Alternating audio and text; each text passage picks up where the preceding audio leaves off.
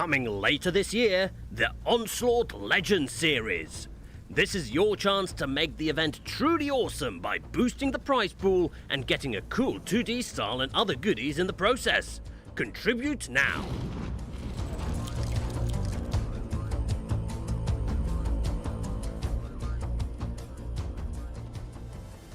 Hello ladies and gentlemen, and welcome to the Onslaught Legends Series Qualifier, day number 2. I am joined not by Kihan, but by Moff today. How are you doing?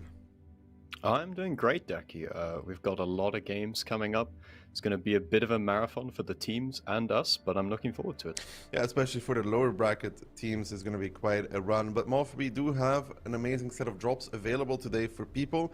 We already had a set yesterday. We'll have a set today as well, with the rewards after, if I'm not mistaken, 180 minutes and then 240 minutes. You could potentially pick up, I think that's a KV-122, right, Moff? Or a 50 TP prototype.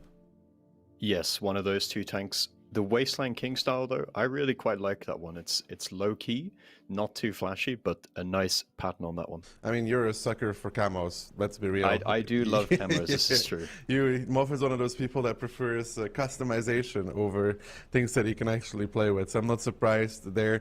So that is available for you today. But also today, the bracket, Moff. This is first up the playdays for the OLS, Onslaught Legends Series. We will be playing Tuesdays and Thursdays, Moff, and then also including Sundays. And we'll also have the NA Onslaught Legend Finals mixed in that. If you're interested in that, that's the 3 Sundays with a little marker that we're going to have those matches as well. It's going to be crazy, Moff.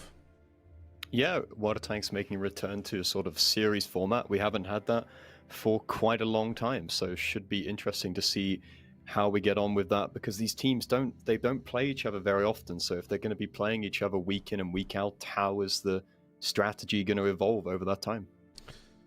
It will be a work in progress for all of those teams, and then we will see who is going to take it at the very end.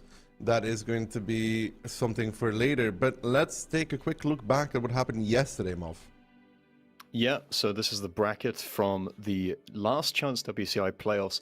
Yesterday we had quite the shock in the upper bracket. It was Mafia, who very much did what Storm were able to do last week. They replicated that kind of performance. They knocked out Hit and Run, sent them to the lower bracket, beating them 5-3, and then they beat Cashback in tiebreaker as well to go straight into that grand final, which is huge for them because it means they get to wait and watch these teams as they squabble and squirm, trying to just keep themselves in the tournament.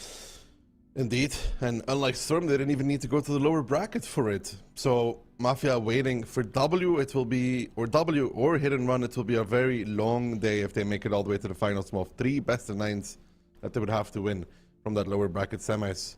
3 matches in a row. There's good things about it and there's bad things about that, but all of these teams are in this situation because of their previous results, though.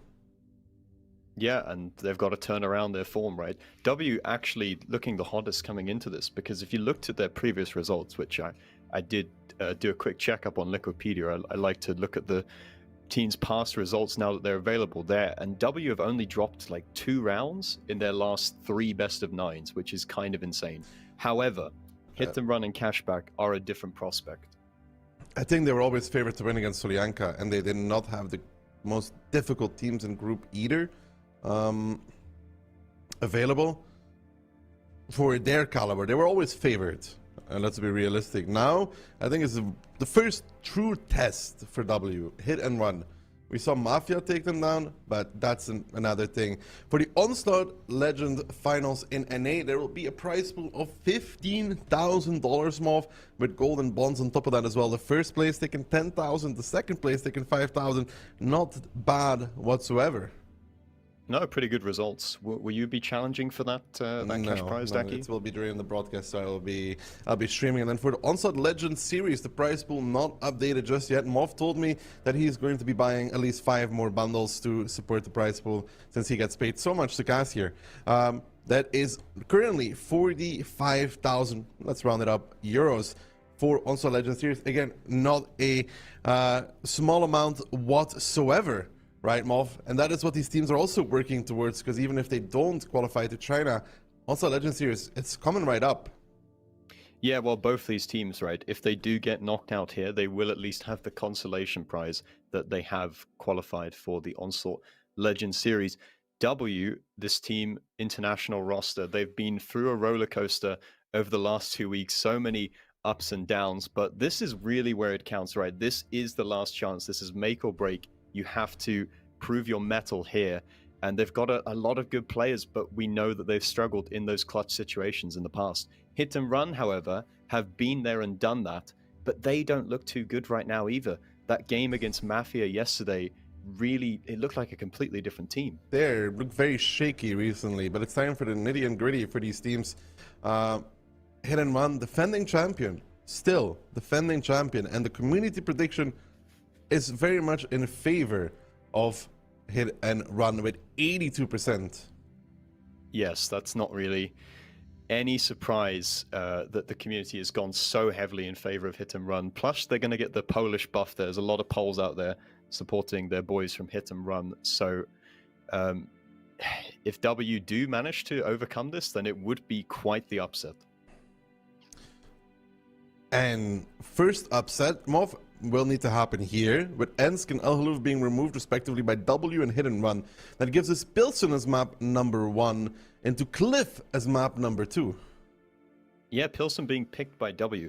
Interestingly, Hit and Run actually picked Pilsen yesterday, but we all know what happened there. They got completely trounced by Mafia on that map. So perhaps W are looking to do a punish pick here on Pilsen. I'm not sure. Cliff, we've always said it's been a good map for Hit and Run, so that will be a really tough battle for W to try and overcome the Polish juggernaut there. Then we go into Ghost Town, Studzianki, and Glacier will be the tiebreaker if we need it. It's surprising, actually, that W didn't pick Glacier because they've preferred that as their first map pick for the last few matches.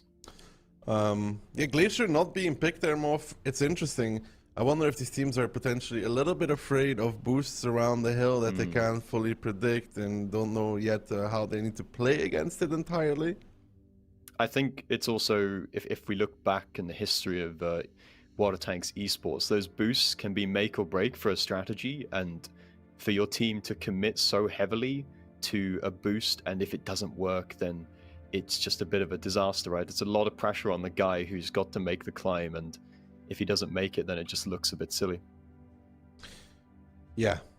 But usually the person doing it put in so much practice that most of the time, for the better teams, they're reliable because you just do it over and over and over and over and over again until it's kind of just muscle memory. But that is going to be for much, much later. Match number 1 between Hit and Run and W is about to get underway on Pilsen. Predictions, though, all of us going with Hit and Run, but none of us really convinced with them winning cleanly. I think Hit and Run have enough credit stored up to keep the faith for us.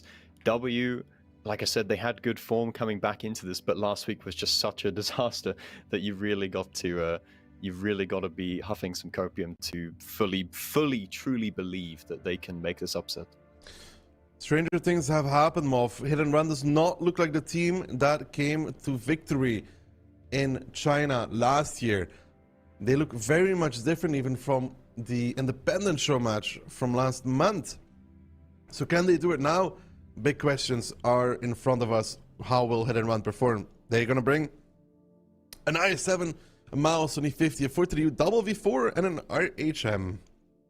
Meanwhile, W bringing also a mouse, 277, E50M, double 430U, 2684, and an RHM. So a lot of DPM from the side of W, but both teams really liking the 268v4 pick on this map.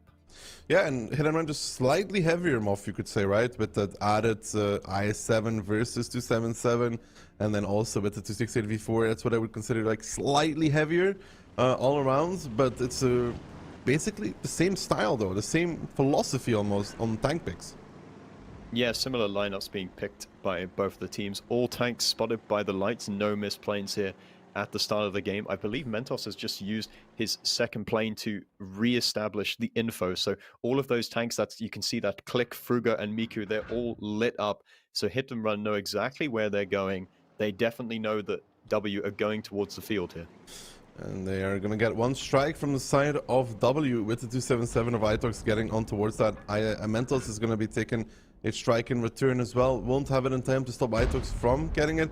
And W now starting the rotations back. They weren't sure just yet if they were going to go back or not. But now with the info being taken by Frugo, they will see that Hit and Run has not pulled a switcheroo. They are still simply capping. Itox might be able to reset Panzer Fury and the strike another person. But then, Moff, there needs to be a reaction. There does need to be a reaction, and Itox is taking a bit of damage to try and peek and get some resets. I don't know if he's actually used his strike yet. Solo is moving into the cap and his mouse to block it, but that's going to trigger the push from Hit and Run. Piotr just driving past. They're actually going to ignore the mouse, which is probably the correct play. They're going for the higher DPM tank of the 277 of Itox. They're going to pick him out of the round, but W have some tanks here. Frugo's here to provide crossfire, and they're trading reasonably well. Solo picks up Piotr in the mouse, a very important kill. Frugo now peeking around to punish Getza in effort to the U. Non-connection coming out from that V4. Gotcha Baby in a very strong position as well. Now starting to farm out on towards Franek. Doesn't connect on the first one though. They need to still be careful. HP is all even at 6v6, and Monster in the meantime on the field starting to make his move. Nobody there to support that RHM of Clorf. Solo now in trouble as well in that mouse. Starting to get farmed by Getza in that 4 to the U. Not much Solo can do against it. 4 to the U with that heat pen.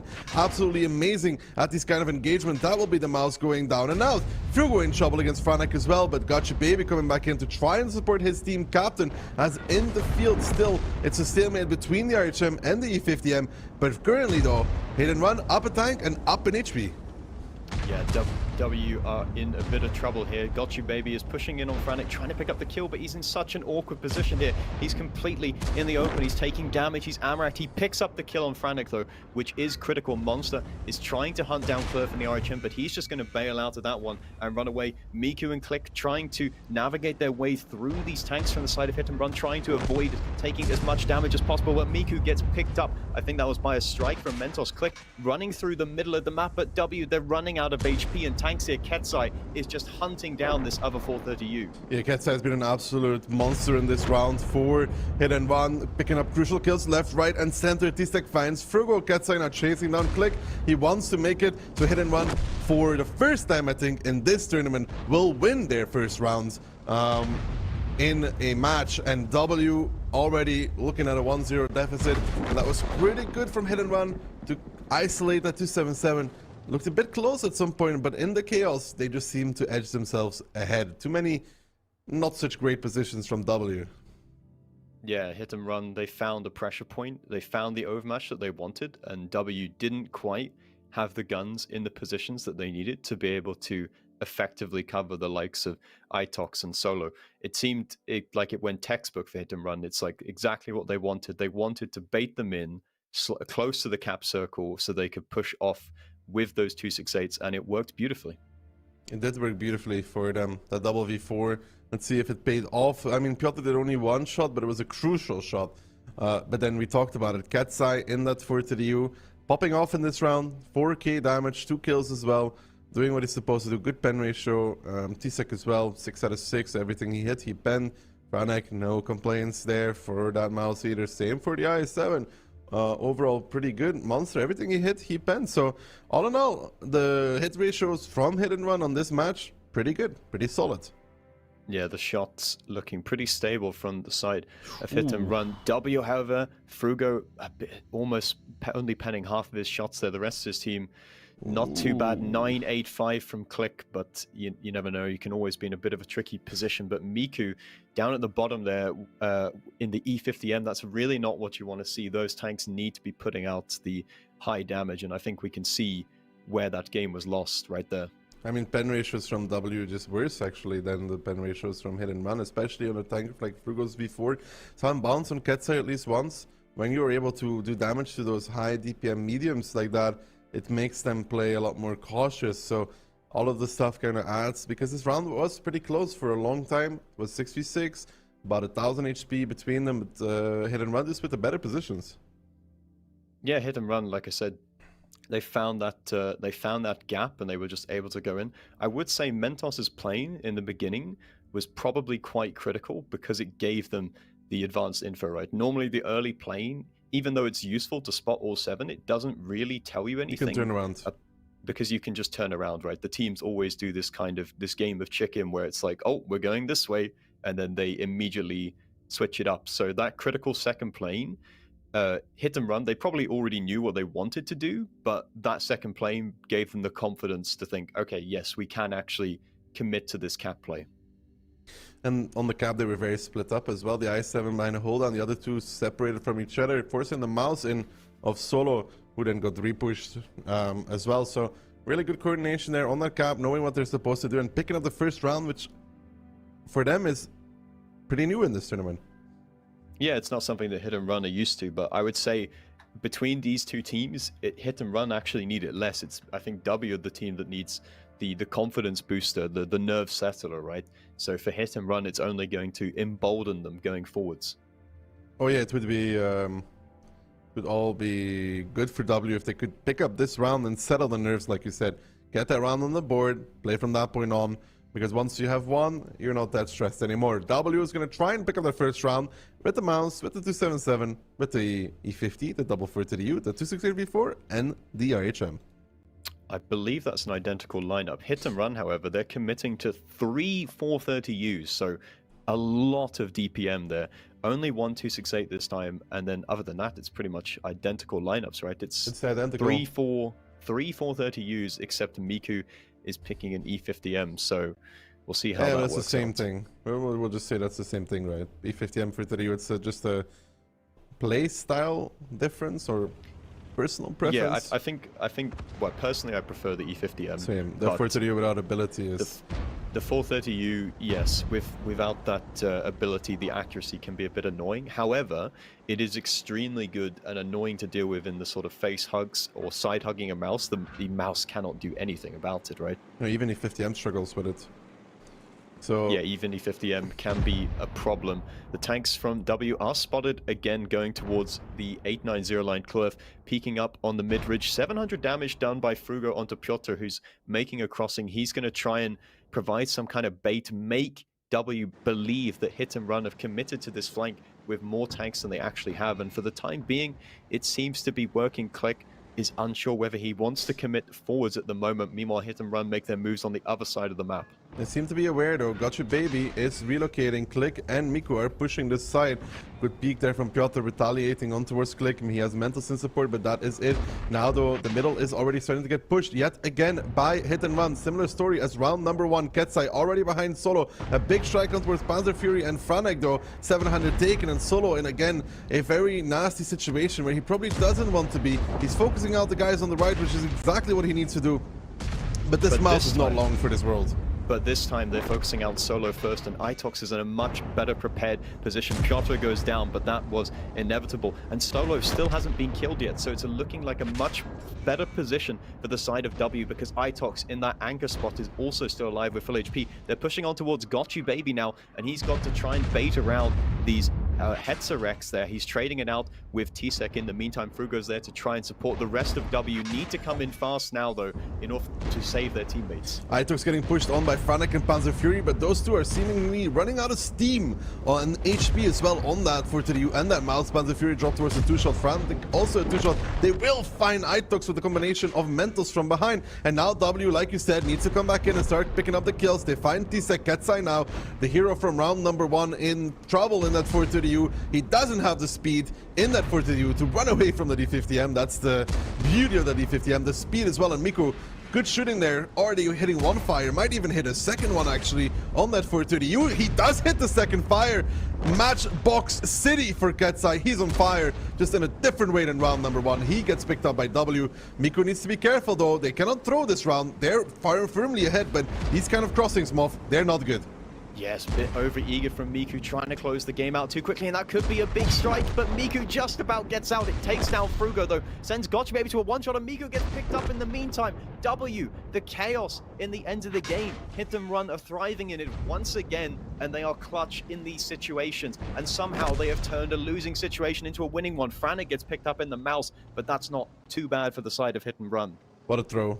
What an absolute throw. Miku took so much damage.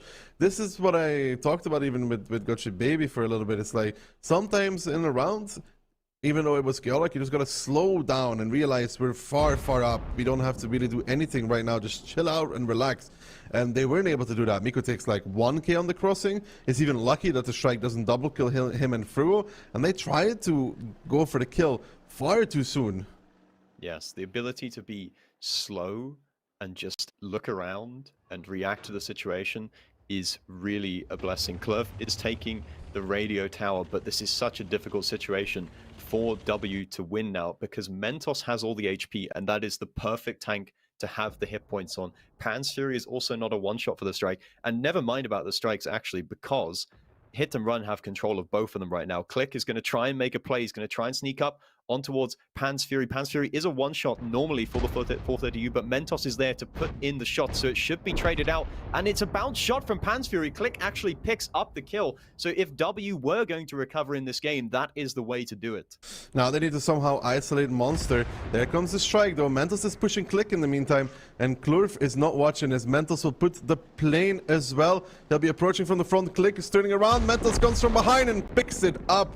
Good coordination there between the two, and even then now Klurf needs to somehow find Monster while Mentos is taking the strike, and this is just a disaster for W.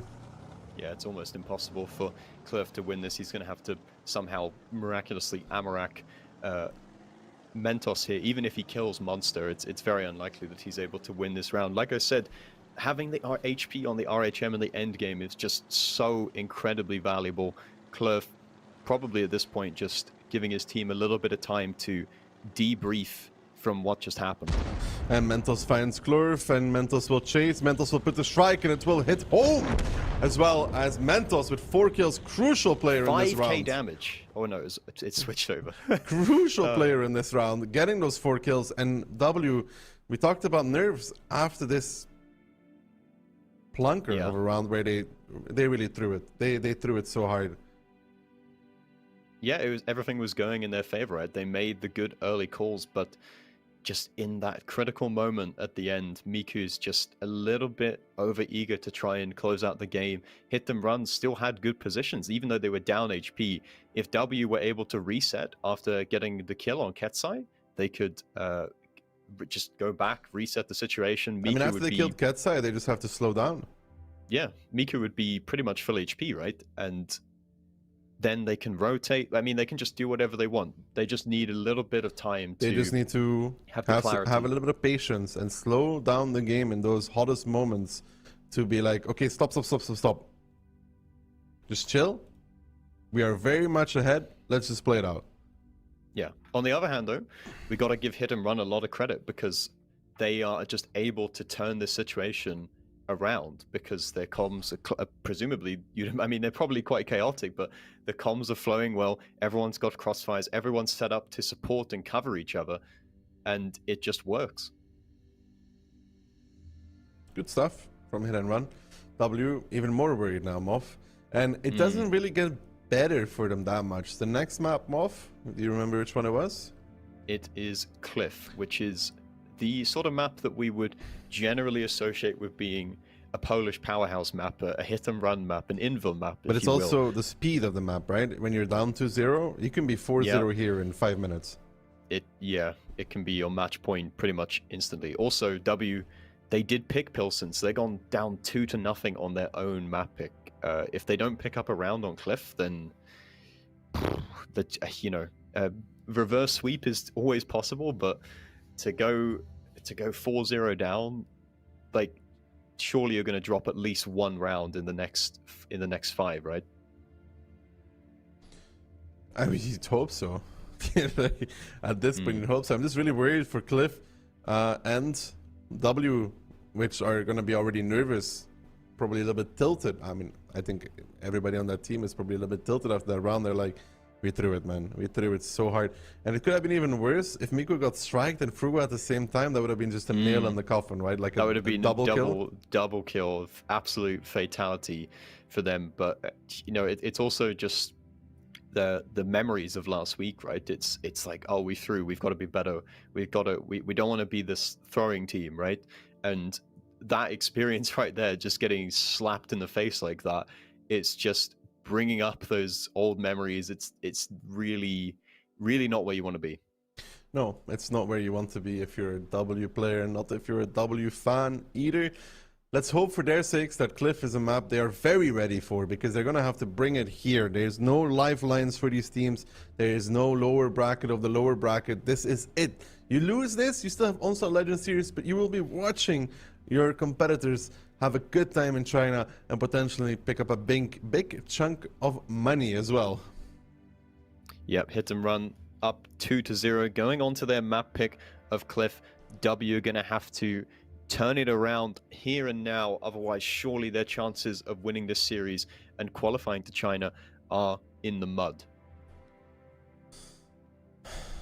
We saw W already play Cliff, if you remember. It was pretty light, like the double BZ against Solyanka. Wonder if they're going for something similar this time around. It looks to be that case. Double TVP looks to be picked by W, which is really quite a commitment, right? To take double TVP, if they have to really over-deliver in terms of clip potential, otherwise their team is going to be in a lot of trouble. Hit and run, on the other hand, very heavy. Almost a perfect counter, I think, to TVPs. 4 BZs, an IS-7, a CS, and an RHM off. TVPs struggle with this. Yeah, the hit and run side is pretty much designed to just torpedo straight into those TVPs, and the TVP can work great, but it's such a finicky tank to play well, let alone play decently. W going predominantly towards the 1-2 line, but they're not going to meet that many people there. It's only T-Set going there in the IS-7 at the moment. Hit and run mostly going towards topside. There's a CS from W who's playing topside as well, so we'll see what this double TVP is going to do. They are spotted going in towards Donut. Are they going to be able to shoot tanks going up the hill? I don't think that's even going to matter though, because Miku is getting commit straight on towards. It's a 2v1 and Miku is already dead in this situation, and the rest of Hit and Run are just going to leave him be and just go and fight the Donut.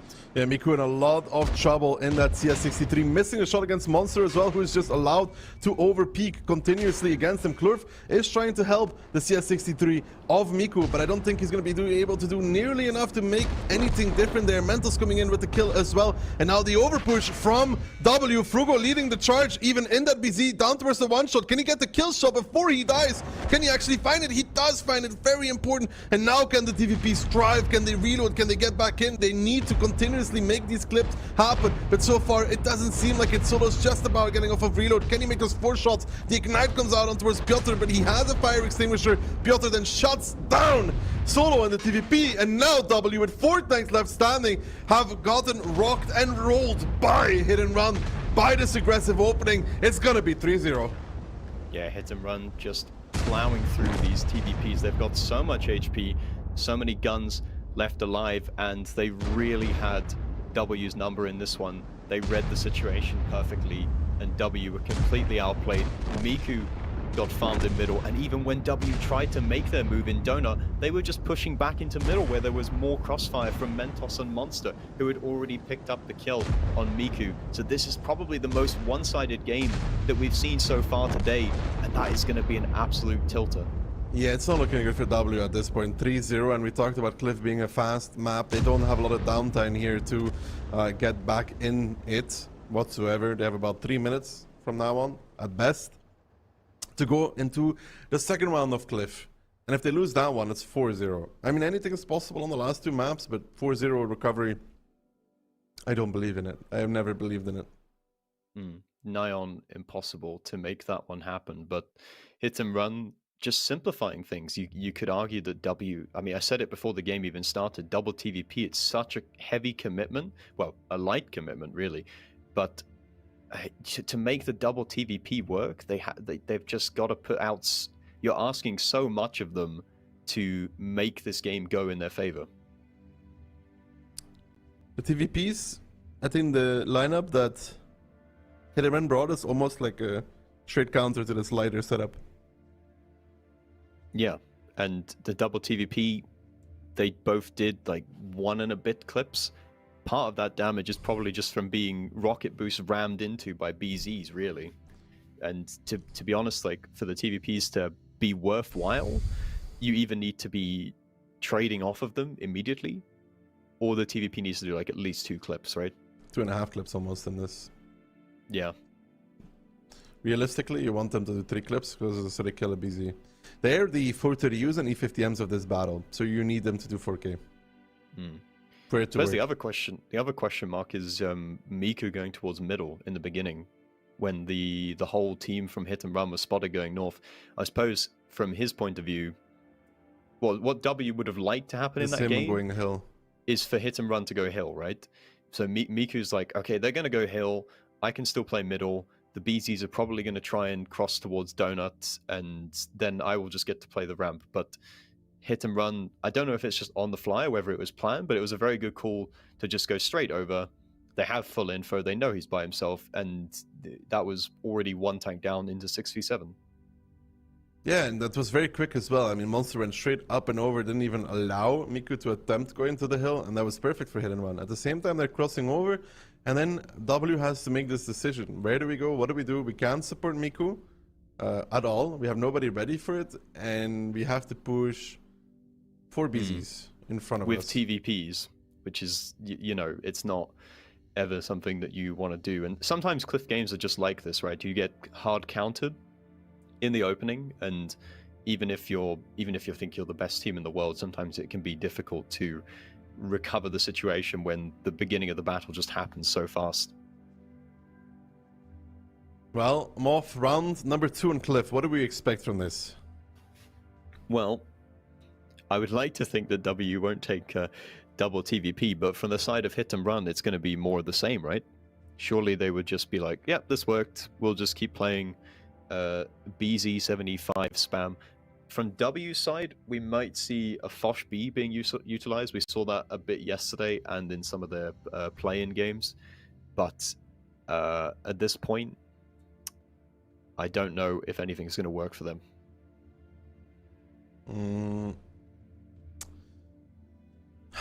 Let's see the style W is bringing. Double BZ, triple BZ, they're switching a little bit. Forge B, double CS, and Archem, so no TVPs. And then Hit and Run against them off. Yeah, it's another simplistic lineup from Hit and Run. Triple BZ, triple CS, and RHM. So Fall Brawl, it's a very flexible lineup, right? They can commit anywhere. They can go for hill, they can play for middle, they can play for 1-2. With the Fosh B, you kind of know that he's going to be on the 1-2 line, right? It would be very unorthodox for the Fosh B to be playing topside. You almost never see the Fosh B playing topside. He's almost always on the lower. So they're trading that Fosh B out for another BZ for the Hit and Run side. And the Fosh B going lower with a CS63. The split from Hit and Run, 4-3, 3 BZs lower. And the CS is already turning around from Miku. This could be potentially good for W, but the Fosh B has actually stopped in H2, and that's to aim up towards the hill. Clurf is going to take it immediately along with Itox. Good HE shell from Mentos, who's going to put one in. All 3 CS connecting on towards Itox, so the initial trade's going slightly in their favor. The damage is coming in from the bottom side, but the Fosh B cannot effectively focus one target there. The BZs have made it up into Donut, and they're going to be able to shoot Frugo in the back here. He's going up the hill. It's very delayed, and Ketsai is just going straight over. Going to try and ram Clurf off the side of the map. HE shell into him as well. Doesn't even care that he's on less HP. The triple CS are trying to go in and get the game done. There's a big strike, though. That's a very big strike. From the side of W, who come in there. Itox now down to a one-shot. He gets picked up by T-Sec. There's a CS sniping in the background. Tarks picks up the kill from the lower side as well. The triple BZ from the side of Hit and Run are going to try and push on towards Tarks, but that's not really the best pick right now. They're trying to push down the middle to try and do something because they're losing the hill right now, Moff. Mentos coming in with the RHM will probably save it, but not before Clurf picks up the kill against that CS63. It was a big strike, and they're actually going to push Tarks off. Is he going to take damage for this? Here. Is he going to take any damage? Oh, minus 1k for that drop. Solo though, Moff, in the meantime, is also going on the hill. That CS63 that was taking the strike going back up the backside of that hill. Clurf towards a one-shot. Frugo, no loader, no driver. He's not going to be reloading anytime soon. Mentos will find Clurf, but all this time that CS63 at the back, which I think is Miku, has been sniping away, hitting shot after shot. And if W throws this, I don't know what to say anymore, Moff. Yeah, W should have this one in the bag. Miku doing a very good job sniping in the background, and Solo as well. So they actually didn't send 2 of their CS up the hill, but they still managed to provide huge effectiveness in this game. Solo, of course, went round the outside for the strike here, but now he's got Pan's Fury in front of him. He picks up the kill on Mentos, though, so even if he trades out and dies now, it should be okay for the side of W. But Tarks is pushing in a little bit aggressively. Gotcha Baby's there in the Foch B to support him, though, so they should be able to clean that up. Solo might even kill Pan's Fury on the hill in the 1v1. He's put in the strike to secure the extra damage because Pan's Fury is healing up as well. Good strike placement. Good kill there from Solo on the hill. Piotr now the last one standing. For the first time in this matchup, W reigns victorious and saved himself from looking against match point. It's going to be 3-1. This was a round desperately needed. Yes, that was definitely one that was required to give themselves a chance, or a beacon of hope going into the future rounds here. Cliff closes it out, and it's 3-1 for the side of Hit and Run. You would wonder, though, if they just sent Triple BZ in towards middle. Hindsight Harold here, but if they sent Triple BZ into middle, they probably would win that round, right? Yes, because they would just take the hill a bit more, and then just play from that point on. W split was very good against this exact thing that was happening. Yeah, it was a very well prepped lineup. Gotcha Baby actually able to do 5.8k there, so he must have connected, I think, probably every single shot on the bottom. He probably took the mid strike as well, and then did a whole clip right at the end of the battle to clean it up. But look at Miku as well, doing 4.9k, and he picked up 3 kills while sniping, which is pretty massive, right? Yeah, Nitrox and Klurf still getting their damage out. So all in all, good round for W. That is the Cliff done and dusted for the side of W in Hit and Run. That brings us, Moff, to the next map, a slower map yet again. Bit like Pilsen, but normally even slower than that. Ghost Town. Yeah, Ghost Town. I mean, we can have very different pace games on Ghost Town. We saw one yesterday, I believe, between Mafia and Cashback, where both teams just didn't really do anything for the first 3 or 4 minutes. They just slowly moved their forces around the map and tried to trade out to get positive advantages with the strikes. We do like to see teams, or we do see them quite often going for aggressive cap plays in the beginning, but of course that's quite a gamble strat to do that. It is indeed not the easiest thing to pull off that cap, but Hit and Run has been one of the teams that has done this, though. Yeah, Hit and Run, we know they like to go into the cap, and they've changed the strategy for a bit as well. It's normally you just send 3 tanks straight into the cap, but I think most teams now, they've decided that that's not really what they want to do anymore, because the strikes can come in and just get the reset very quickly. So the dominant strategy at the moment... Unless you're Los Pipos, right? Yes, of course, Los Pipos, renowned for being unable to reset capture points. But the thing that teams like to do now, and what we saw Hit and Run actually do on Pilsen, is we go into the cap and we sort of force our opponent to panic a bit. They come a bit too close, and then we just pounce on them. Yeah, that's usually the goal, right? You want to get your guys onto the cap, force a move, close, and then pounce on whatever is there, because you're usually not using a lighting for that. Yeah, you want to get your opponent out of position. So let's see whether the teams play with this fast-paced aggression towards the middle, or we're going to see a slower lineup. From the side of W, I think it's definitely going to be slower, because they're bringing out the Leo 1 once again. We've seen that from a whole bunch of different teams. Hit and Run, though, going with full Polish powerhouse. The only reason it's not a full Polish lineup is because there is no Polish light tank in the game. Mentos rocking the RHM there. So very fast lineup from the side of Hit and Run. Very fast lineup from the side of W as well, though, with the double CS, the Leo, the RHM, the i7, and the double 60p.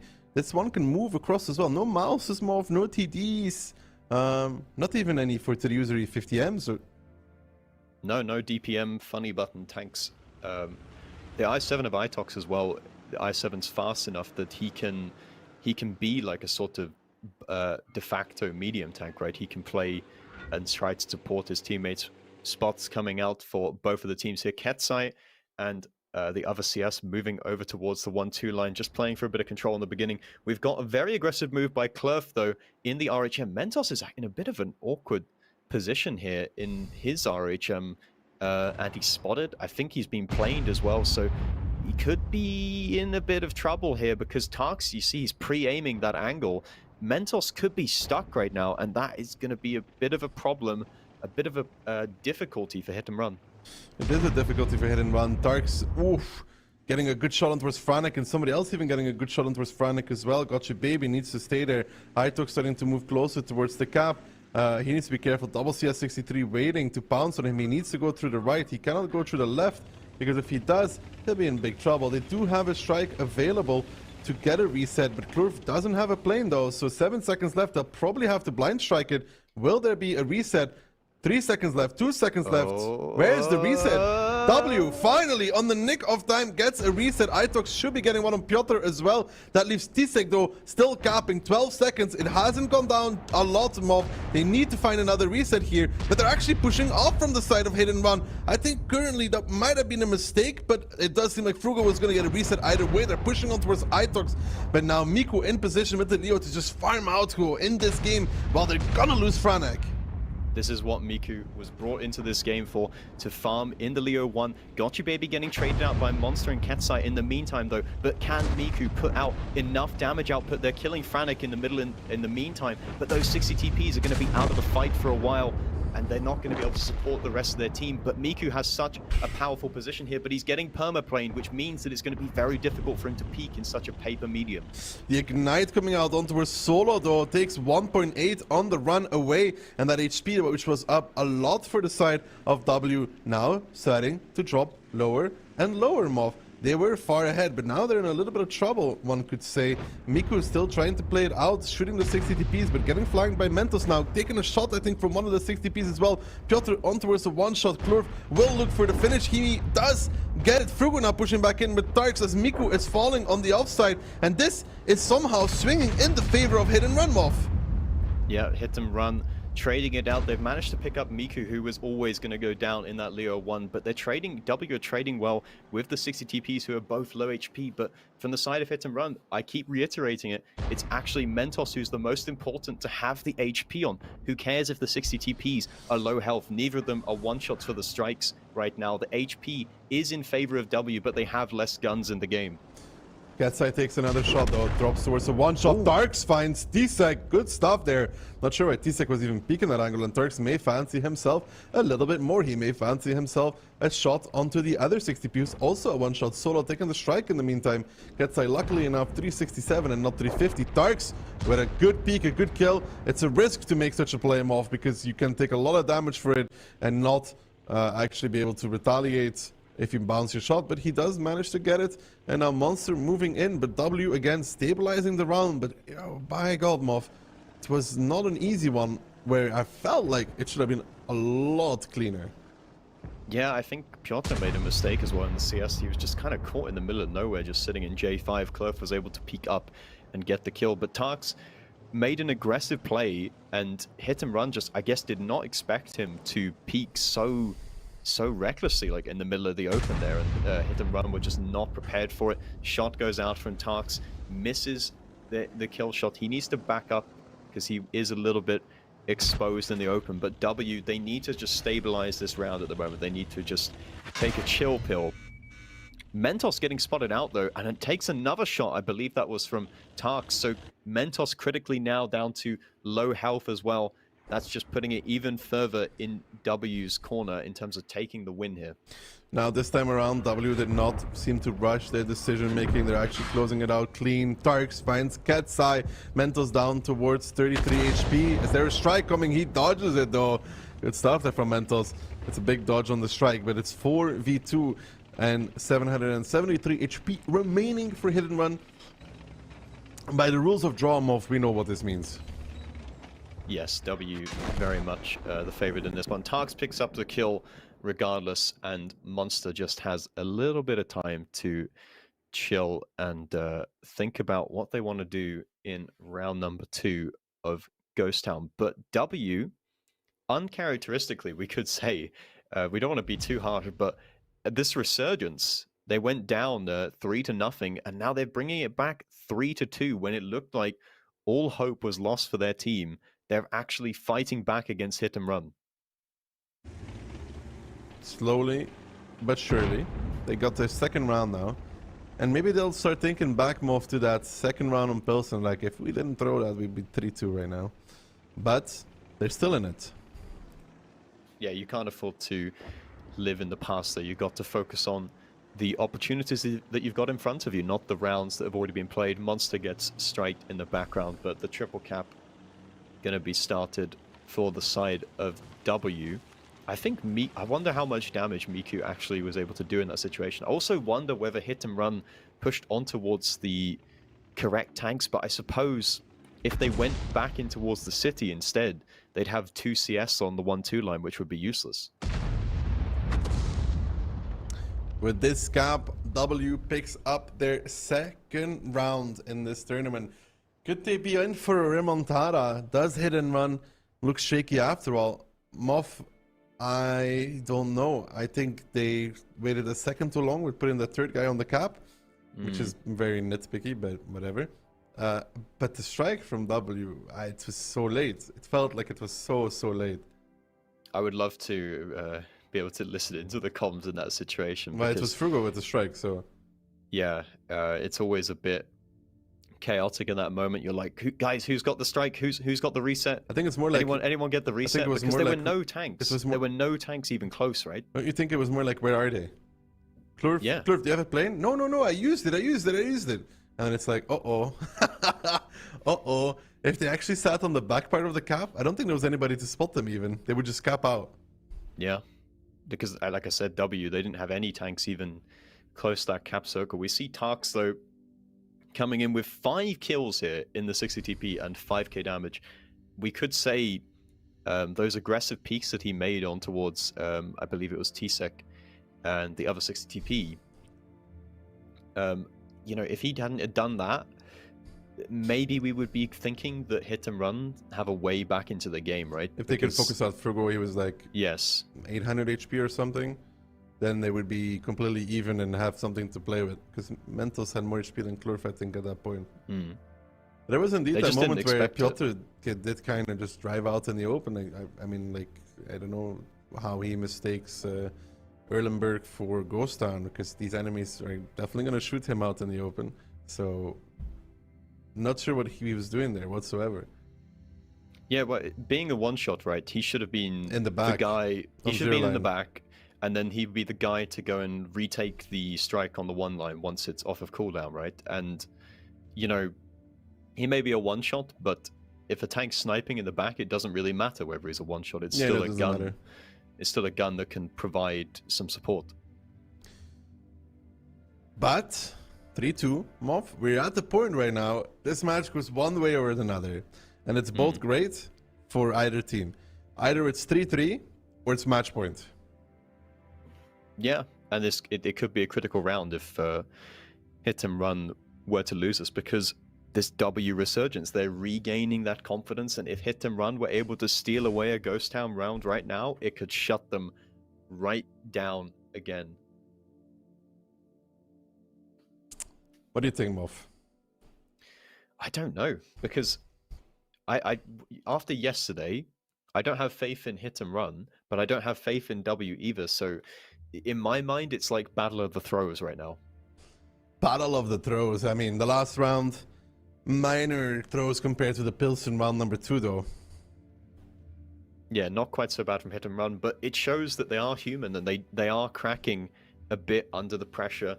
It doesn't look quite as clean as it did in the first 2 rounds that we saw on Pilsen. And from W's point of view, what they're learning is that if they can just stay in the rounds and are they able to apply this bit of pressure, it gives the opponent opportunity to make a mistake, right? Yeah, and the good thing is that in that round they really slowed it down. Lineup-wise, though, double RHM for W. Ooh, Leo, double CS, double 60p. Yeah, the double RHM. I know for a fact they Cliff and Gotchi Baby, they love to duo in Onslaught random queue and play this double RHM on Ghost Town, but one of the key things that you need to make it work is for one of the RHMs not to be spotted in the beginning, right? It's so important that he doesn't get spotted, because if hit and run spot doubled light in the beginning of the game, then Mentos isn't really going to get caught, right? No. And are they both spotted in the beginning? Yes, Gotcha Baby and Klurf are spotted out, so Hit and Run will be playing very quick with this information. I mean, they have a good lineup against this, though, Moff. 6 heavies.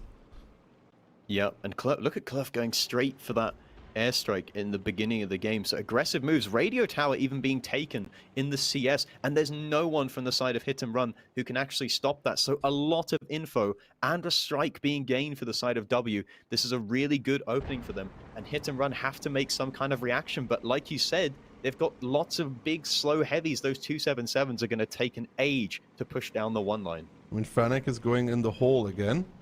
So he's going to be playing from that point on. There's a 60B pressuring up the 4 line. Hit and Run taking over 1-2 line, while W forced completely on the outside of the map. They don't know yet that they have this part completely for free.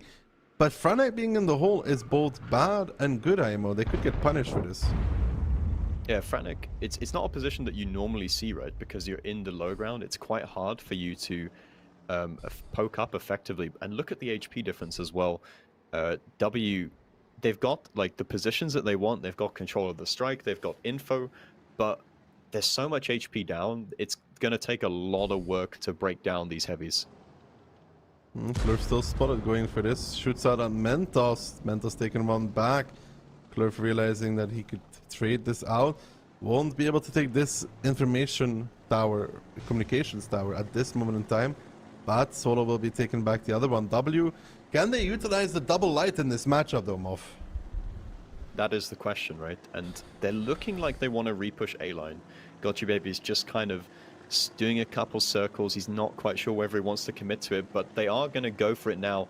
And that's a key piece of map control they're taking away. But they are leaving the south of the map as well. The cap timer is down to over half now with just one person. So if Hit and Run were to suddenly stack it with a few more tanks, then W could find themselves in quite a bit of trouble here. They do have a strike available. No, they don't actually have a... I think they have one strike available to them. I don't know if it's been used yet. Cap's down to 30 seconds. Gets reset, though. So initial worries about getting capped out are gone for now. And now Miku getting spotted out though in the Leopard. Needs to be careful. Spots out Panzer Fury, who's starting to take damage from the RHM, from A1. Double CS coming as well. And W just resetting the... Can they get 2 shots on Panzer Fury with the 60Ps? It doesn't look like it. They're aiming for it. They won't find it though. And still double strike available for the side of Hit and Run. That's something very big that we need to take into account. But T-Sec there in a little bit of trouble in that 60 TP though. Yeah, T-Sec getting caught out a little bit, but the cap is the main concern. It's down to 10 seconds, and W do not have a reset. They do. Someone puts a strike in from the back. One of the CS is using the mini strike, absolutely coming in clutch, and that resets the strike, and that's going to force Hit and Run to make a move. Piotr leaving the cap now, but T-Sec is already getting traded out by this double 60 TP. Double strike being used in the one line as Ketsai tries to brawl, but he doesn't quite have the DPM, but these mediums are so paper. Aitok gets picked up from behind. That's Piotr who's doing a good flanking maneuver at the moment, and it looks like Hit and Run are going to win the one line, and then these 60 TPs are going to be in so much trouble. They are going to be looking to win the one line. Frugo wants to pick up T-Sec. He finds the kill. Franek and Monster coming back in though. 1-2 line is lost. That RHM surrounded from all sides. That is, I think, Gotcha Baby. They're getting rammed, getting tossed around, getting bullied even. Klurf and Solo trying to do what they can, trying to support from the distance. Ketsai will find the kill. The strike coming out towards Frugo, and Tarks doing a lot of damage as well. And now Frugo falling, just 3 men standing for the side of W as Tarks is trying to pull back. But this 1-2 line repush move, that double strike, they had it the whole time. It did so much damage. Yeah, the 1-2 line possibly would have been won even without the double strike. The W only down to 3 tanks remaining, and we said it's a huge round because it's gonna put Hit and Run on towards match point. But my main question from this game is, what was the point in picking double light? It didn't really achieve anything. No, we can always ask them at a different point, but in this scenario it indeed did not do much for W.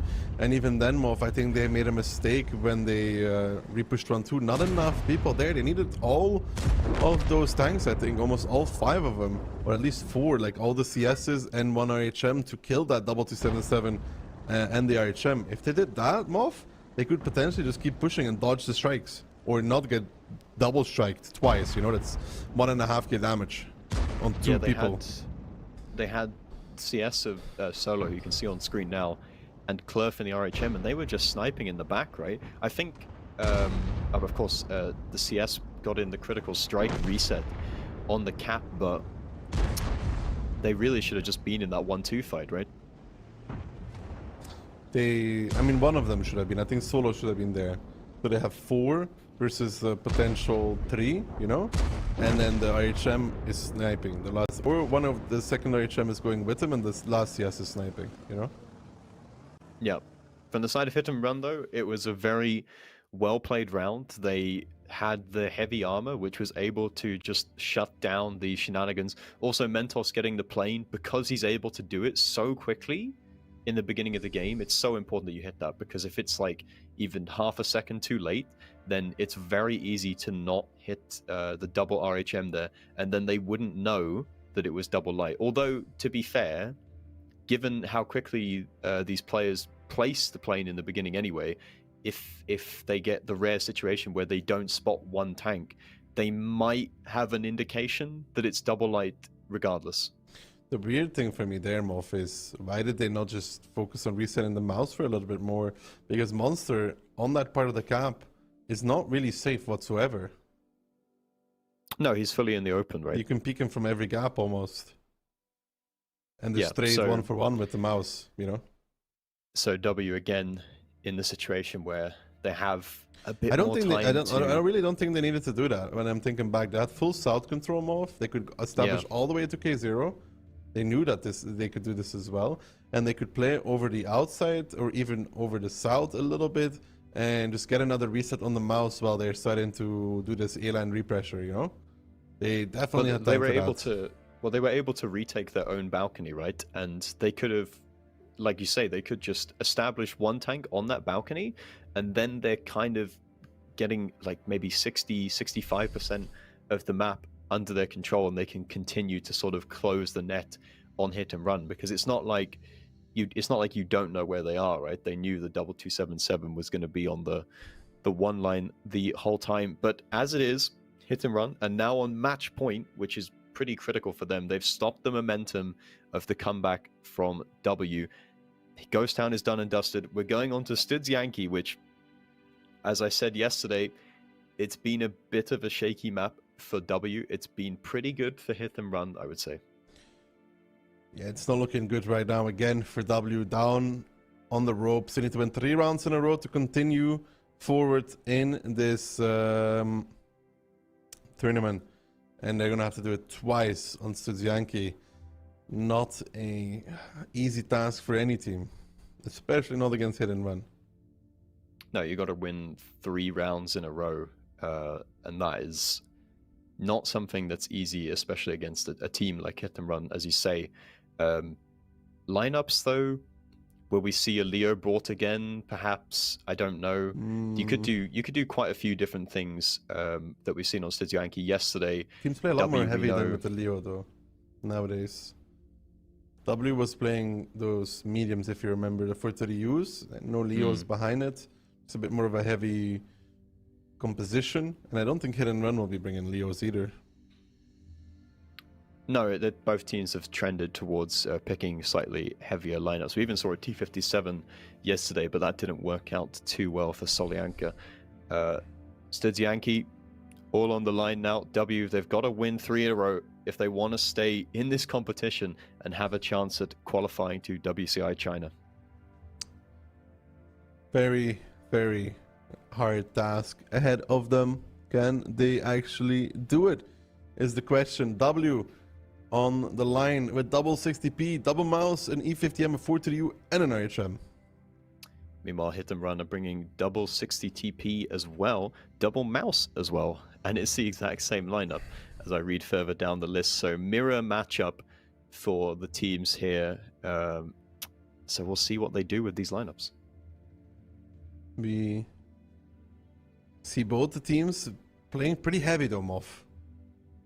Right? Yeah, they've both made a commitment that they're probably going to play. Probably both going to do a brawl towards the north of the map. All tanks spotted out again. Actually, Mentos not getting spotted by the plane in the beginning there. We've got Piotr going over towards the radio tower, so he's probably just going to park it in the big chonky 60 TP, but he doesn't have anyone behind him to take it for free.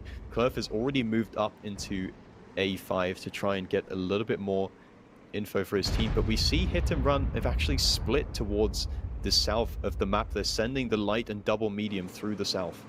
Yeah, and actually there's a shot of damage taken there on Klurf. Uncharacteristic mistake from him. Miku will get all the info though, which will be very, very big for the side of W. When Miku pops that, they'll see 3 tanks in the south, and do they react by pushing through Moff?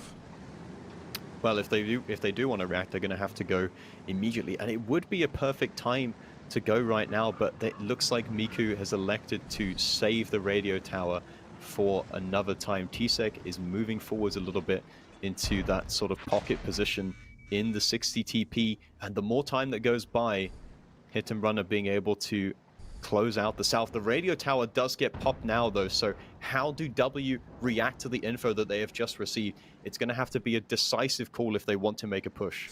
It seems like they're reacting by going beeline, and I think the Hit and Run is expecting this. Them off already. The 430U closing on the 5 line with the RHM as well. Miku Baby going towards the A line now, but it does seem like Hit and Run has a pretty decent read on this at this moment in time.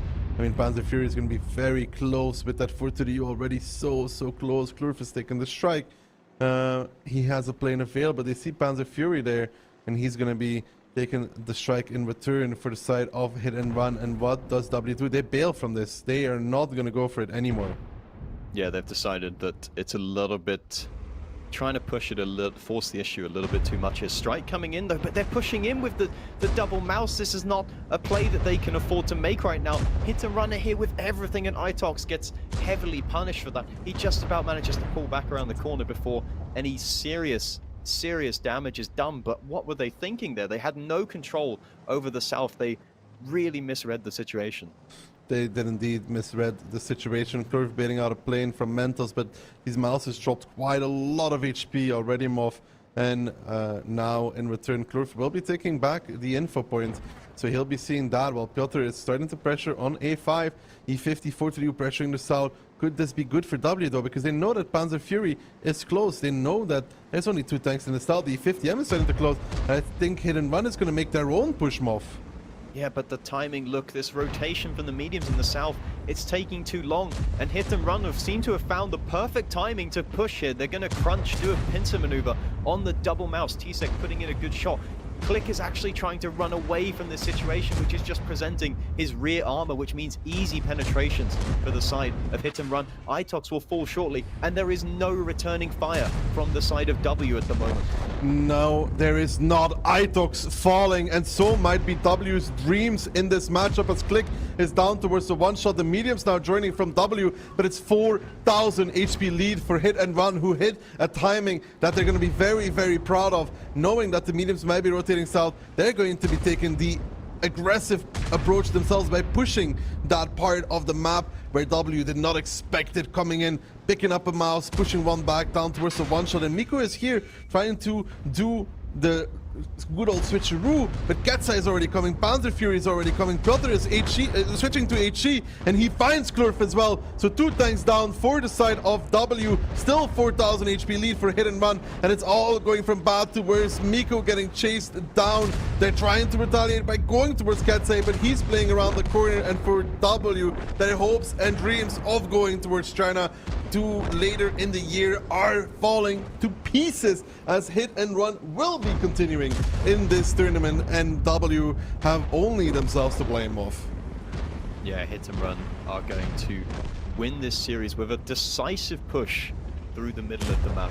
W just twiddling their thumbs a bit, spent a little bit too long making rotations, thinking about what they wanted to do, and in the end, Hit and Run just bulldozed straight through the middle. They found the weak point, which was the double mouse who bizarrely just poked in the open earlier, and Hit and Run will win the match 5-2.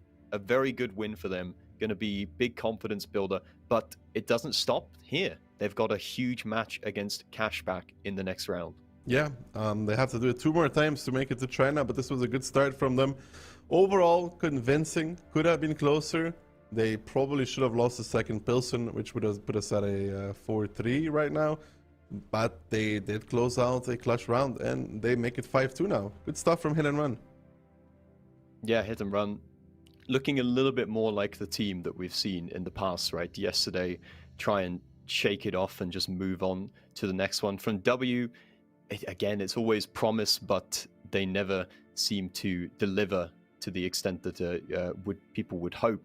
And it's, you know, they have some rounds where they look kind of decent, but it's just indecision in the critical moments, just a couple of slip-ups and mistakes. And Hit and Run, although they aren't perfect, right, most of the time they get the push done, they make the correct calls. This was good timing from them, realizing mediums might be rotating and sending up that E50 as well. And then you had those double mouse, which already took damage before, not able to tank it anymore. Yeah, I mean, when the mouse takes so much damage, it's not really a mouse, is it? It's basically just your average medium, especially when Click tries to run away like that. It's not even a mouse anymore. It's just an HP pinata for Hit and Run to farm as they make their way through to the lower bracket final.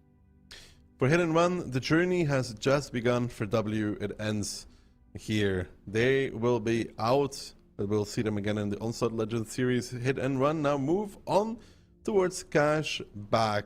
A match that many of us would have expected to be the upper bracket final, and then again the grand final later on, but it's the lower bracket finals. One of these two is not going to be making it to the grand final. Yeah, these are the two teams that everyone expected would probably be making it to China, but Storm and Mafia flipped the script on those plans, and now Cashback and Mafia, it's a dog-eat-dog world out there.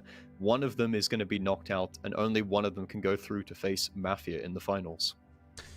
Well, Mop, that was a great match, and we have plenty more to come. Thank you for the casting of the first match. When we get back, we will be watching the lower bracket finals. It's going to be a hell of a match, but before that, let's see how Hit and Run made it there by taking a quick look back at the replays of the previous match.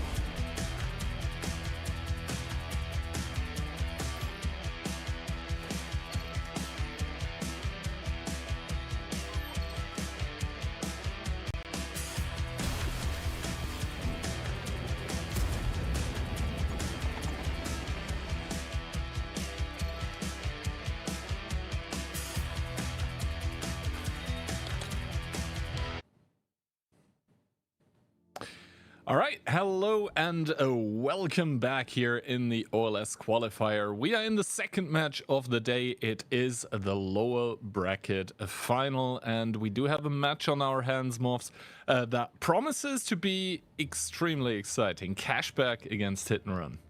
Yes, it is a match that could be worthy of being the grand final, of perhaps even WCI itself, but it is what it is. It's a lower bracket elimination match between Cashback and Hit and Run for the chance to play against Mafia to go to China. Indeed, and you said it already, it could as well be the grand final or the last match of WCI itself. Instead, it is the lower bracket final, and to be honest, this tournament bracket has been extremely stacked. Yesterday, Solyanka already saying goodbye in the lower bracket quarterfinal. Today, just now, we had to bid farewell to W as well, that did in the end succumb to Hit and Run 5-2. So in the end, pretty clear scoreline in between both of those teams. Now, in between Cashback and Hit and Run, do we expect the same thing? I don't know what to expect anymore, Key. Predictions are basically out of the window. All I do know is, last week, when Cashback and Hit and Run played in that upper bracket final, Cashback absolutely dominated. So based off of that information, and based off of the information we've received even since then, Hit and Run have looked shaky. Even against W, even though they won 5-2 in convincing fashion, there were some rounds there where they looked a little bit off with the calls, some players dying in positions where they really ought not to, but it's a team that's very experienced, so they should be able to pick themselves up and go again. Indeed, and go again they will have to do against no less team than Cashback that have looked extremely strong last weekend as well. They only ended up losing one match, but that was arguably, well, not arguably, that was the most important one. And now community predictions coming into this. Hit and Run slightly favored, Cashback only with 44% only. I mean, that is still almost half, to be honest. I agree with you. I don't really know what to make of this match anymore. There have been quite a few upsets this weekend, last weekend as well. Personally, I think in predictions for casters, I went with a tiebreaker just because I'm hoping for more games to be played. But yeah, I don't think there's there is really a big favorite that we can make out here. Yeah, map pick and bans coming in. The teams obviously only just had time to do that just now because they didn't know who they were going to play against. Ents being picked by Cashback, that looks like a punish pick because Hit and Run, if you remember yesterday, they looked pretty bad against Mafia. They were just driving around like headless chickens getting caught in crossfires. So punishing opening map being picked by Cashback, looking for a quick 2-0. Indeed, and then we are going into Glacier, kind of an interesting pick. We haven't really seen the teams favoring Glacier as a map as much as they have in past Onslaught Legends Cups. Now, however, Hit and Run bringing out Glacier here immediately, so that's going to be very interesting as well. Keeping in mind though that Hit and Run on their own picks sometimes don't have the best track record of taking all the rounds there. Then we're gonna go into Westfield, which is extremely brawly. And then if we get to it, it would be Pilsen as map number 4. We already saw Hit and Run. They did look okay in round number 1 against W there. Round number 2, realistically, they should have lost, but it was a throw by W. And then, hopefully, tiebreaker Studzianki. Yeah, Westfield being picked from the side of Hit and Run. The Glacier, though, what Daki talked about yesterday, the clip of a boosted up RHM, boosted up Leopard 1 and an RHM, and apparently, I've seen it, you can do the boost in a CS63 by itself or with an RHM by itself, and it's really weird to look at because the way the terrain is shaped there, it's sort of these iced over blocks, and it just doesn't look climbable at all. And this is new information that most of the teams have probably learnt about within the last week or so, or perhaps longer because they're always training against each other. But it could be quite an important factor going into those rounds on Glacier, because it's, do you try to counter the RHM going for it? And what if you end up going for some counter around the north of the map and then it ends up being completely irrelevant? Indeed, and I think in between all of those teams, the one that learned about it the most recent was actually Cashback. I think they learned of this climb that you were talking about, yesterday. So that is not a lot of time to adjust to such new information. Maybe this is why Hit and Run actually did pick it, to present Cashback with like more unexpected opportunities and options. But we'll have to see. Obviously, the possibility of the climb being there doesn't mean necessarily that it's going to get used. It's just something to be aware about, especially since on that side there is also a point of interest, to be taken. So you could either go for the climb, or you could just go and, I think it is a strike there, just go and take the strike. So a lot of options, a lot of possibilities. So that is the benefit, of course. If you fail the climb, you can still take the strike and drive around as well. But I think Hit and Run are just floating it because I don't think they're actually going to do it, to be honest. I think they're just floating it as an idea to play some sort of mind games for Cashback, because you can't really ignore it as a possibility and just play your own game. That is going to be Glacier. First of all, though, we are going to start off on Ensk. Community predictions. I'm actually surprised that all of us are going with the same team. Even Ducky, sees Cashback pretty favored here, 5-2. You're saying it's going to be 5-3, and me with the Hopium coming in, saying we are going to go the full distance. That being said, Hit and Run, they have looked shaky. They have looked like a team that can be hurt, and indeed yesterday they didn't look too pretty on Ensk, probably partly why Cashback ended up picking it. It was very brawly, it was very chaotic there. We'll see if that holds true today, or if the teams are going to go with a bit more of a measured approach.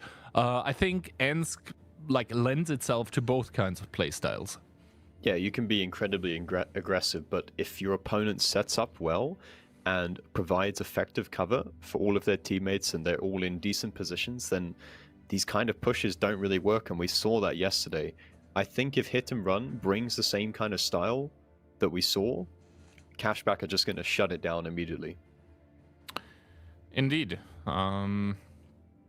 I mean, Hit and Run for some reason looked like on Ensk the team cohesion was kind of not there. They ended up falling apart a little bit. So that's going to be the big question moving forward. I think we are just about ready to get into the game. And then the question as towards lineup, obviously, is the first one that will be answered. Keep in mind this is Onslaught, so lineups might change, but for now Cashback coming in with the triple mouse, double 705A, Foshby, and Little playing the E4. Yeah, very, very heavy lineup from Cashback being brought. Pretty heavy lineup from Hit and Run as well, but the 60 TPs, I suppose they're a little bit more mobile than Mouse. But this time around, no team is bringing RHMs, which is something that was becoming way more common, but these teams have decided that they just want to go for the brawl. They want the 7 combat tanks in the fight. They don't want to mess around with any of these light tank spotting plays. Now the Force B is going to struggle a little bit against the V4s, I think, just because of the reload reduction for that Brawler TD.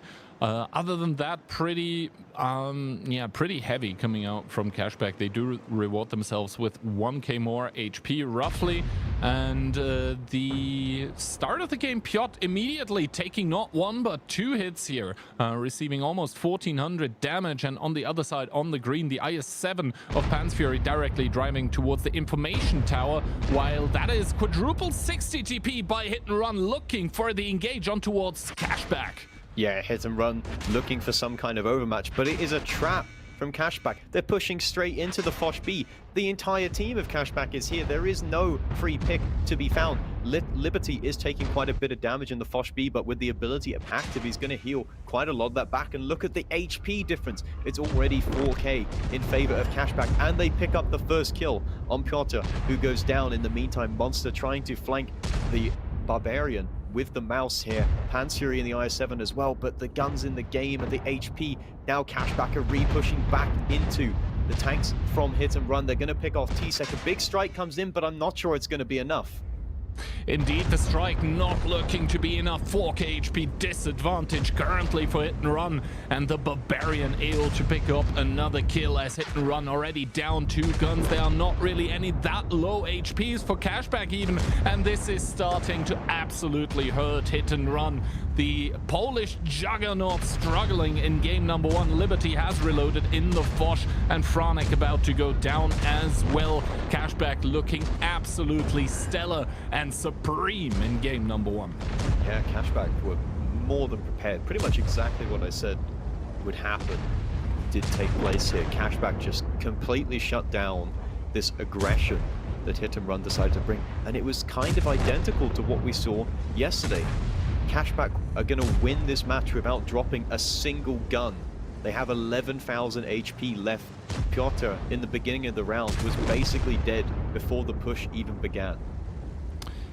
Yeah, Hit and Run once again trying to surprise the enemy team on Ensk with a push through the middle with a lot of heavy tanks involved there, but turns out those 60 TPs are just not meaty enough. 7-0 the scoreline in game number 1, absolutely shut down by Cashback. And you gotta wonder at this point for Hit and Run. I mean, we're early into this match, but it is not the first time that they play Ensk this way, this tournament. They did play it exactly the same yesterday, and they also ended up losing there. So just the kind of thing that they're trying to do is absolutely not working. And the biggest question now is, will they adjust for round number 2? Yeah, and at the moment, it looks like a genius pick by Cashback, right? Punish pick of Ensk coming out here. From the side of Hit and Run, though, they must see what happened yesterday. So they must have so much trust in practice because these teams play so many rounds against each other, right? And this aggression from sending 460 TPs through middle, they must just have total belief in what they've rehearsed that it can work, but it gets shut down in the same way it did before. Indeed, and now we are going to have back-to-back Ensk rounds, obviously, and we'll have to wait if Hit and Run are going to keep trying with that approach, because it's not been shut down once or twice, like 3 times over, and not a single time did it really work well.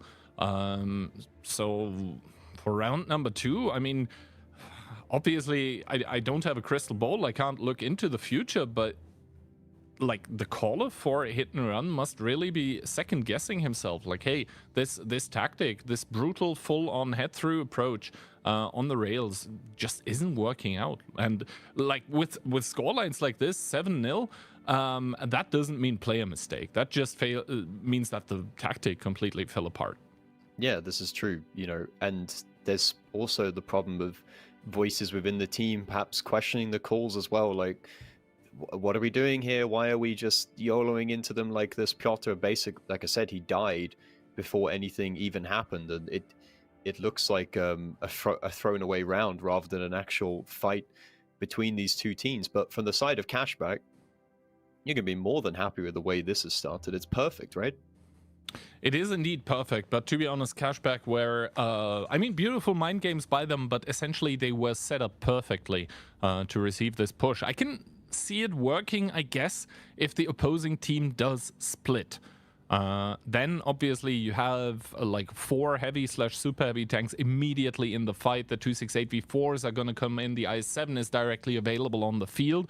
So if the enemy team splits and you're immediately able to get like 2 guns out of the fight without losing too much HP, then this might work beautifully. But if there is just essentially 7 tanks waiting and you're pushing into a fully loaded Foch, then yeah, we just saw what happened. That was round number 1. Now we are going to go in towards round number 2, however, and Cashback are looking to extend the lead. Currently hovering an interesting tank is the Barbarian WZ-113 GFT.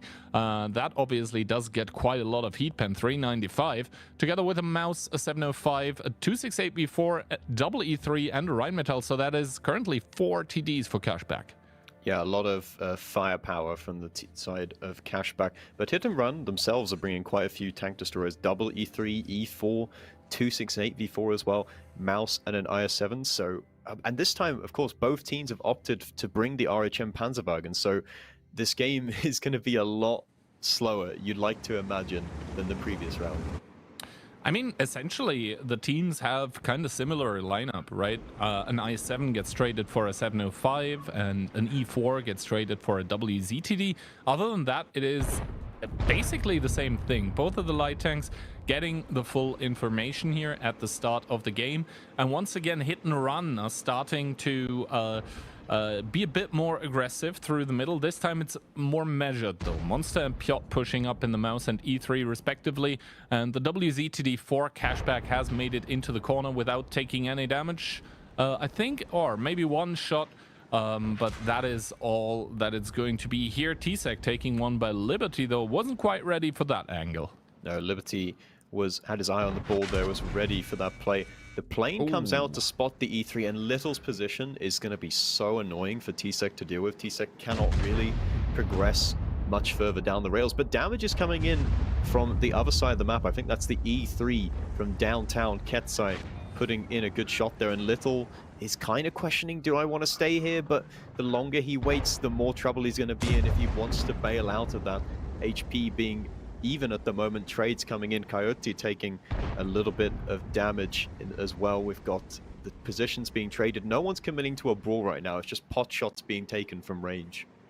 Yeah, and those pot shots seem to be favoring the team in white currently. Hit and Run doing a good number on towards Little. That is a possible two-shot for high alpha TDs.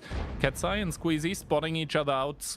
T-Sec needs to be a little careful behind those train cars, because the E3 actually does have enough pen for the IS-7 turret front if it hits the right spot, as Coyote takes another one in the Mouse, able to retaliate on towards Monster though, and T-Sec getting a bit more aggressive here in between the rails. Does a good shot in towards the lower plate of the E3, reducing him to a 50-50 one shot for the 750 alpha guns on his team. And obviously, because Little had to leave the position behind this pile of rubble, that takes away a few angles. But keep in mind, A0 still covered by the WZTD. Yeah, Little is in quite a bit of trouble, just clinging on to life by hiding on the other side of that building. If Ketsai relocates, which he is doing now, he will be able to get a shot on Little, you would imagine. Also get some shots on towards Coyote.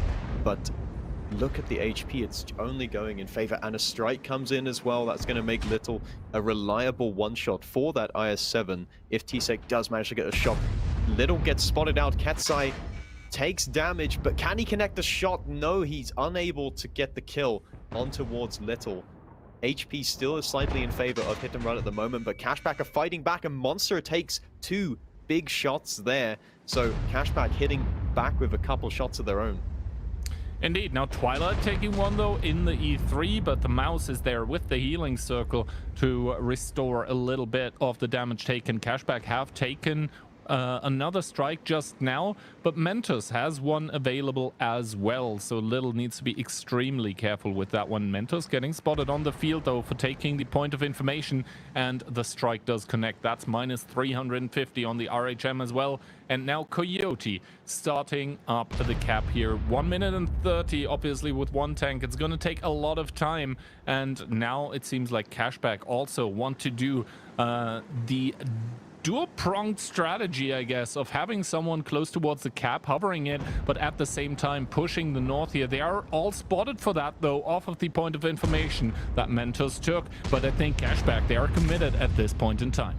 Yeah, I is looking for the shot on Piotr, but is unable to connect it. I think they went a little bit early here. You've got Barbarian in the Wheezy, of course. Don't forget about him. He's been pretty much AFK for the beginning of the round, but has a nice angle here on towards the likes of T-Sec, on towards Monster. T-Sec runs away into the strike, but now he's down to low health as well. And the flank is coming in from the likes of Franak and Pansfury. They're putting in good shots on towards Coyote. The HP keeps swinging. Mentos picks up the kill on IZ in the 268v4, and now we've got T-Sec who's going to fall towards Liberty as well. The RHM from the side of Hit and Run, being on lower health, is kind of unable to support in that situation. Piotr gets picked up as well, and now the guns in the game are in favor of Cashback, but Hit and Run have more HP.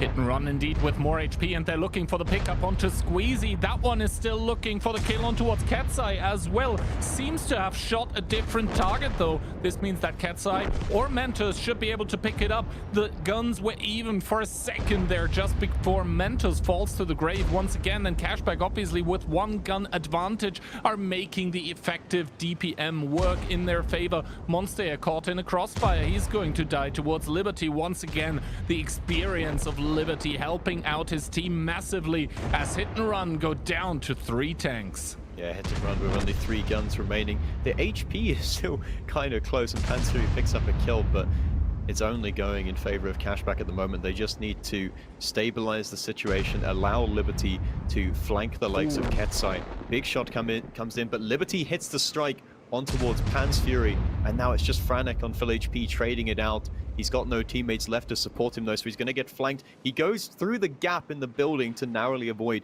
getting shot by Twilight, but is he only delaying the inevitable? It seems to be that way. Both Twilight and Franek missing their shots respectively, but Cashback still have an ace up their sleeve, and that is the Rheinmetall Panzerwagen of Liberty that is just thriving in the environment now. He is playing against 2 turretless tank destroyers, both of them pretty low, actually 2-shot for either tank and Franek. Now, there is little he can do in this situation because Little is coming from behind and does put in the final nail into the coffin of that tank as Liberty is duking it out against Katsai that was looking to maybe get another kill on the board, but Cashback on Ensk. 2-0 Hit and Run. Well, it's gone exactly to plan for the side of Cashback. The punish pick has worked to perfection. It's going to put them up 2-0 in this best of 9, and that is a huge win for them to start off this series. Indeed, and I mean, you gotta give it to Hit and Run. They did switch it up from this very one-dimensional approach of pushing down middle. They did go on towards a more tactical, a more measured gameplay, but it seems like Cashback were just ready for that as well. And now as we do come in, we see that Mentos didn't really have the best of impacts out there on the field. Just 1.3k damage to his name. Obviously, there was a lot of points of interest that he actually ended up taking, but he wasn't able to be as impactful as the light tank on the other team. Liberty 4.5 and 4 kills. That is absolutely beautiful on Ensk, nonetheless. Yeah, Liberty always able to find impact in that RHM. It is more difficult, of course, if your team is on the losing end, because the RHM, if your team is winning and steamrolling, it's much easier for you to just get those side shots while that your teammates are tanking all the fire, right? But good job there from Liberty. I'm not really sure where it went so wrong for the side of Hit and Run, because in the beginning the trades were all going in their favor. They were up about 2.5k HP, and then suddenly Cashback just sprung into action and just never let go of the victory. And they were even spotted doing that. It just seems like Hit and Run were too slow with the reaction to that push and too slow to set up. Also, it was very weird to see how Hit and Run were unable to keep their one-shots or their low HP safe, while Cashback miraculously had a lot of guns available. They always were up a gun, and that obviously translates into effective DPM advantage. Now, that is Ensk 2-0, and Cashback must be very happy with the state of things currently. Now we're going into Glacier, and this is Hit and Run's pick, and this is now where they need to start performing. Yeah, they need to clap back immediately. For their sake, they need to hope that they've got something pretty almighty cooked up here to try and take the win, and hope that their picking Glacier is going to be a punish pick in the same way that Ensk was for Cashback. Yeah. I mean, 2-0, and to be honest, Hit and Run, they did look kind of shaky but still strong against W, but just Ensk, maybe not their map, and that is kind of the problem that they seem to have, is that their map pool is not that big when it comes to scary maps to play against them. If we think back a second to attack defense, picking and banning maps against hit and run always was iffy at best, I would say, because like you're like, I don't really want to pick this map because they were quite strong on it, and I don't want to pick this other map because, well, they did look pretty convincing there as well. And now here, when you're doing pick and ban against hit and run, you're like, Ensk looks pretty good. They keep picking Cliff. Not a problem, because other teams have demonstrated that it can be done to win on Cliff against hit and run too. So I think that is a fundamental problem that hit and run needs to tackle before the OLS. But first of all, Glacier now, and I think Glacier lends itself a bit more maybe to hit and run, because there they will be able to employ different strategies more effectively, because Ensk is just so confined. Yeah, Ensk is really just a brawl for a lot of the time, and just about taking those one-shot trades. Glacier, you can be a little bit more tactical about how you position your tanks. Will Cashback look to punish this boost that we might see, or will Hit and Run even use it to begin with, or will we just get both teams completely ignoring the idea and playing as though it doesn't exist? I mean, both those teams maybe even trained without knowing about the boost. Cashback definitely did, so I don't think they will incorporate it immediately. That being said, though, interesting stuff currently in the tank picking department. It is not final yet, but it's looking spicy on Cashback's lineup. Double 60 TPs, so far so good, but then E50M, Foch B, Grille, EBR, and Rheinmetall. Yeah, very light setup being brought by the team in pink. Hit and Run with, again, the Polish powerhouse tanks, plus Mentos in the RHM. So double CS, they could do quite a bit with that. Cashback obviously going to be limited by the Grilla. They need to play around it, and the EBR as well. Keep an eye out for the beginning of the game to see if the EBR gets spotted or not. I don't believe he did, so he will be able to go up the hill. But Hit and Run, even though they know they've only spotted 6 tanks, they should be perhaps expecting this. The 460 DPs need to be aiming towards middle. EBR is going to try and go up. Does he get deleted, or will he make it up successfully? He takes 1 shot, 2 shots, down to 600 HP. He does make it up alive, though, which is critical for the side of Cashback, but Hit and Run can't be too disappointed with that. They were able to punish him quite heavily.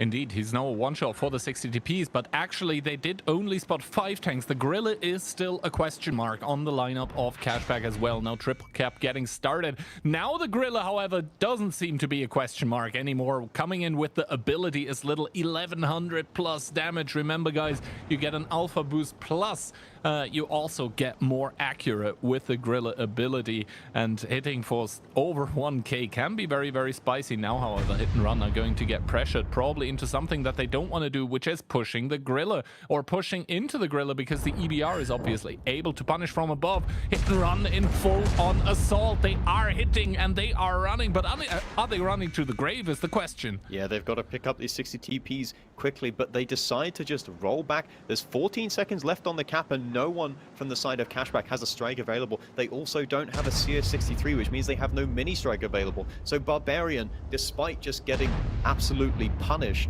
for that peak, he's going to have to keep driving back forward. Squeezy just sitting there on the edge of the cap, just hoping and praying that the side of Hit and Run don't overpeak again.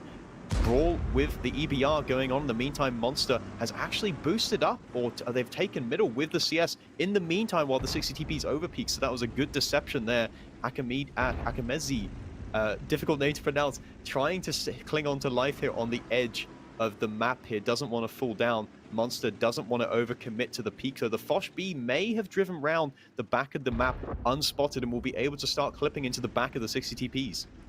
Indeed, the Foch B is going to come as a big surprise, as indeed he does open up. Franek going down towards 1 shot here, and the Foch B still with 5 more shots available. Liberty able to pick up Franek, so first kill advantage and first blood claimed by Cashback, who are now the ones on the cap. So the No U coming out as Barbarian starting to peek in towards Pan's Fury, and T-Sec does a good shot combined with someone else, is on a 1 shot now, and Mentos is going to start chasing away Liberty. Hit and Run, they're currently at the this gun disadvantage. T-Sec is looking to equalize that Barbarian with the last shot, and T-Sec bleeding heavily, going down as well. So 5 tanks only remaining for Hit and Run that had to invest a lot of HP in towards that CS cross up.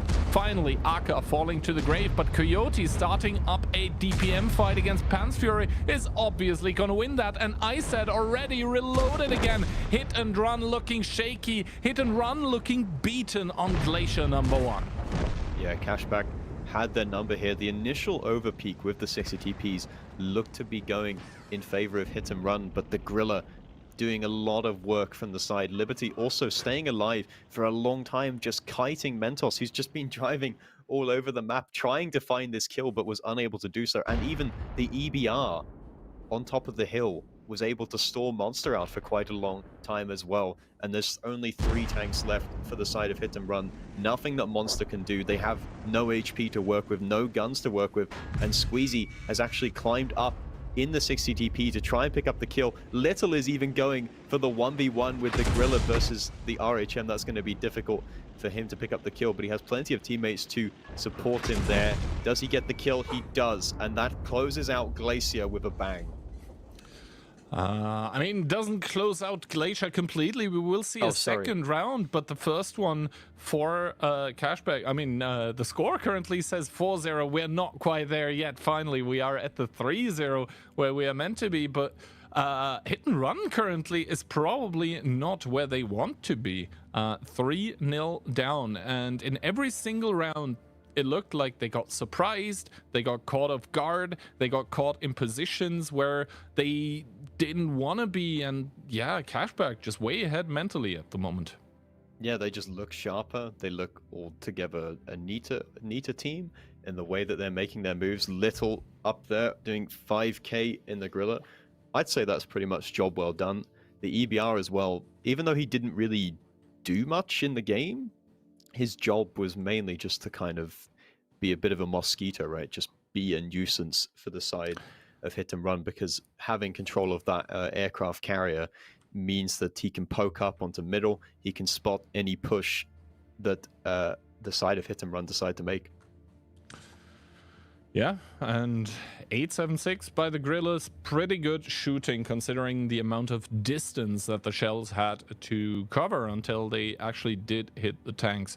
Overall, it seems like Cashback currently is living rent-free in Hit and Run's head.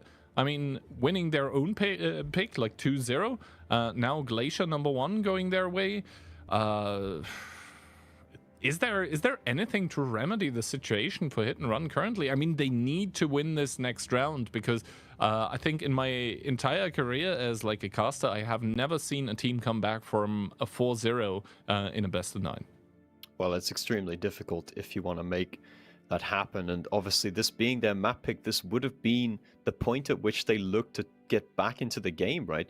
And it did look pretty good for them at one point in this Glacier round, but Cashback just came back at them and eventually won the round. It's up 3-0 now. It's not looking good for Hit and Run.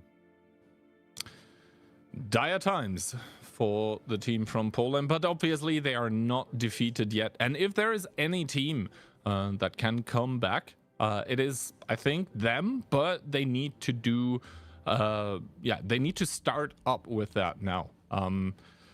3-0 is recoverable. In my opinion, it is, like, obviously it's not easy, far from that actually, but it is recoverable. 4-0 would be, I mean, at that point you're in dream scenarios where you come back from a 4-0. You have to be perfect, right? If you go down 4-0, you cannot afford any misplay, any slip up. No one can make any kind of mistakes. So, you know, it is possible, but you're really just, you're making it so incredibly hard on yourself when you get to that point. And the other problem is, you said you need to be perfect to come back from a 4-0, 0-4 scoreline. But the problem is being perfect in that situation, because something must have happened in the prior 4 rounds that you actually went down 0-4. So simply flipping that switch at that point in time is not easy, but is it going to be 4-0 or are Hit and Run finally going to show up in the match is the question. Cashback obviously want to go towards match point, and they're doing so with a much more conservative lineup than last round. Triple 60TP, 1 IS7, 1 CS63, a Forsby, and a Rheinmetall. Meanwhile, Hit and Run are bringing also triple 60TP, a BZ75, CS, and an E50M, and an RHM, of course. But I'm curious what this BZ is going to do, because normally, if you're going to bring BZs, you bring at least 2, 3, 4 of them, so they can have the synergy to just torpedo in together and make a push. So the BZ must be picked for something very specific here. At the moment, it looks like he's boosting a 60 TP in towards the middle of the map. Is he going to try and go up? I think they might go into the cap and try to provide a crossfire. The tanks are spotted out for the side of Cashback at the moment, but let's see what Hit and Run have got cooked up here. Indeed, the 4 heavies by Hit and Run starting to arrive in the middle, and they're going to duke it out against the triple heavy tank from Cashback. But obviously the BZ cannot really show itself. The Cupola's rather large and rather juicy to shoot at, as the Barbarian is going to make it a 4v4 in the middle. And now the bigger question being, how exactly are things going to pan out on the other parts of the map, where the E50M of Hit and Run has, I think, not been able to capture the artillery strike, and now Hit and Run are looking for the collapse. Actually, the E50M, the CS, both of them getting pulled close. The 60 TPs over peaking in the middle, taking a lot of damage, and chaos does ensue as the E50M CS63 flank does come in, but Iset with the Foch is able to respond, does get taken down towards 15 HP, but stays alive for the time being. Yes, Eyes does manage to survive and dodge death. He is starting to heal back and stay alive in the game, which is of critical importance. Meanwhile, Cashback have ignored the super heavies from the side of Hit and Run. They're going for the mediums. They're going for Ketsai. They're going to try and pick up T-Second. That is the win condition for them right now. Eyes is alive and able to put in even more shots, and it's a disaster for the side of Hit and Run. Monster is trying to push in to get the kill, but he's not even a reliable one-shot for Monster's BZ75 here, and he's just like, oh no, I've got to get out of here. Rocket boosts away, trying to get round the corner, which will allow him to create crossfire for the rest of his team. Frantic now over peaking, and they do eventually pick up the kill, but Ias has wasted so much time. Indeed. Now, however, 2 kills claimed by either team, and Hit and Run currently ahead in the HP department, but Pan's Fury looks like a juicy 2-shot for just about everyone right now as Franek peeks on towards Arca here, able to get the connection. 2-shot as well for 750 Alpha guns, but Piotr and Pan's Fury are the ones that need to stay alive for the team of Hit and Run, as Monster once again X marks the spot, does start boosting towards the middle, and Coyote from the sidelines will be able to provide cross shots as well, as he gets shot into the side respectively by the Rheinmetall of Hit and Run that still has full HP. That is now the tank that has all the HP for Hit and Run, and Monster with a good HE shell shuts down Liberty. Cashback hanging on for dear life for the first time in this lower bracket final, and it seems to me like Hit and Run are going to secure their first round. Yeah, Mentos on cleanup duty for the side of Hit and Run. Has the HP, is just going to have a little bit of a farm fest here right at the end of the game, as he looks to secure the first round on the board for his team, just farming little and little. There's nothing that he can do about it. He's face-hugging with Monster. Frantic picks up the kill, and Hit and Run, we said it was a critical round for them to win, and they do. They put a score on the board, and they go back, they lean further into their old playstyle key. They lean further into the, let's just brawl, let's just have a fight, let's go aggressive. Yeah, Hit and Run, essentially for them, back to the basics, because they work best, and indeed they do work for the first time for them against Cashback today. So I think the biggest crisis for now has been averted. If you're a Hit and Run fanboy, Cashback not yet on a match point, but Hit and Run, they have a mountain to climb, a Mount Olympus, so to speak, as yeah, they are far from heaven at the moment, still down 1-3. It's a tough road to recovery, but now they can inspire themselves, get some belief. Look at Mentos doing 4.8k in an RHM. That tank is not supposed to be putting on the farm, but if everyone's going to ignore you, then you are expected to perform. Barbarian actually doing 5.2k in an IS-7. That's not really a tank that you'd expect to do the damage as well. Iced, in the end, only did 2k, right? We would expect that he actually did more because he was able to survive and start pumping out the second clip. But, you know, and if you consider the fact that Iced only stayed alive because of the low roll, this game should have been even more in favor of hit and run. Yeah, I said only getting off one clip, and obviously the Foch only starts being a return of investment when you start dipping in towards that second clip, or possibly a third one. That's when it really starts paying dividend. Now, however, that means that both Ensk and Glacier are done and dusted, as some would say. Ensk going completely the way of Cashback, and Glacier being split.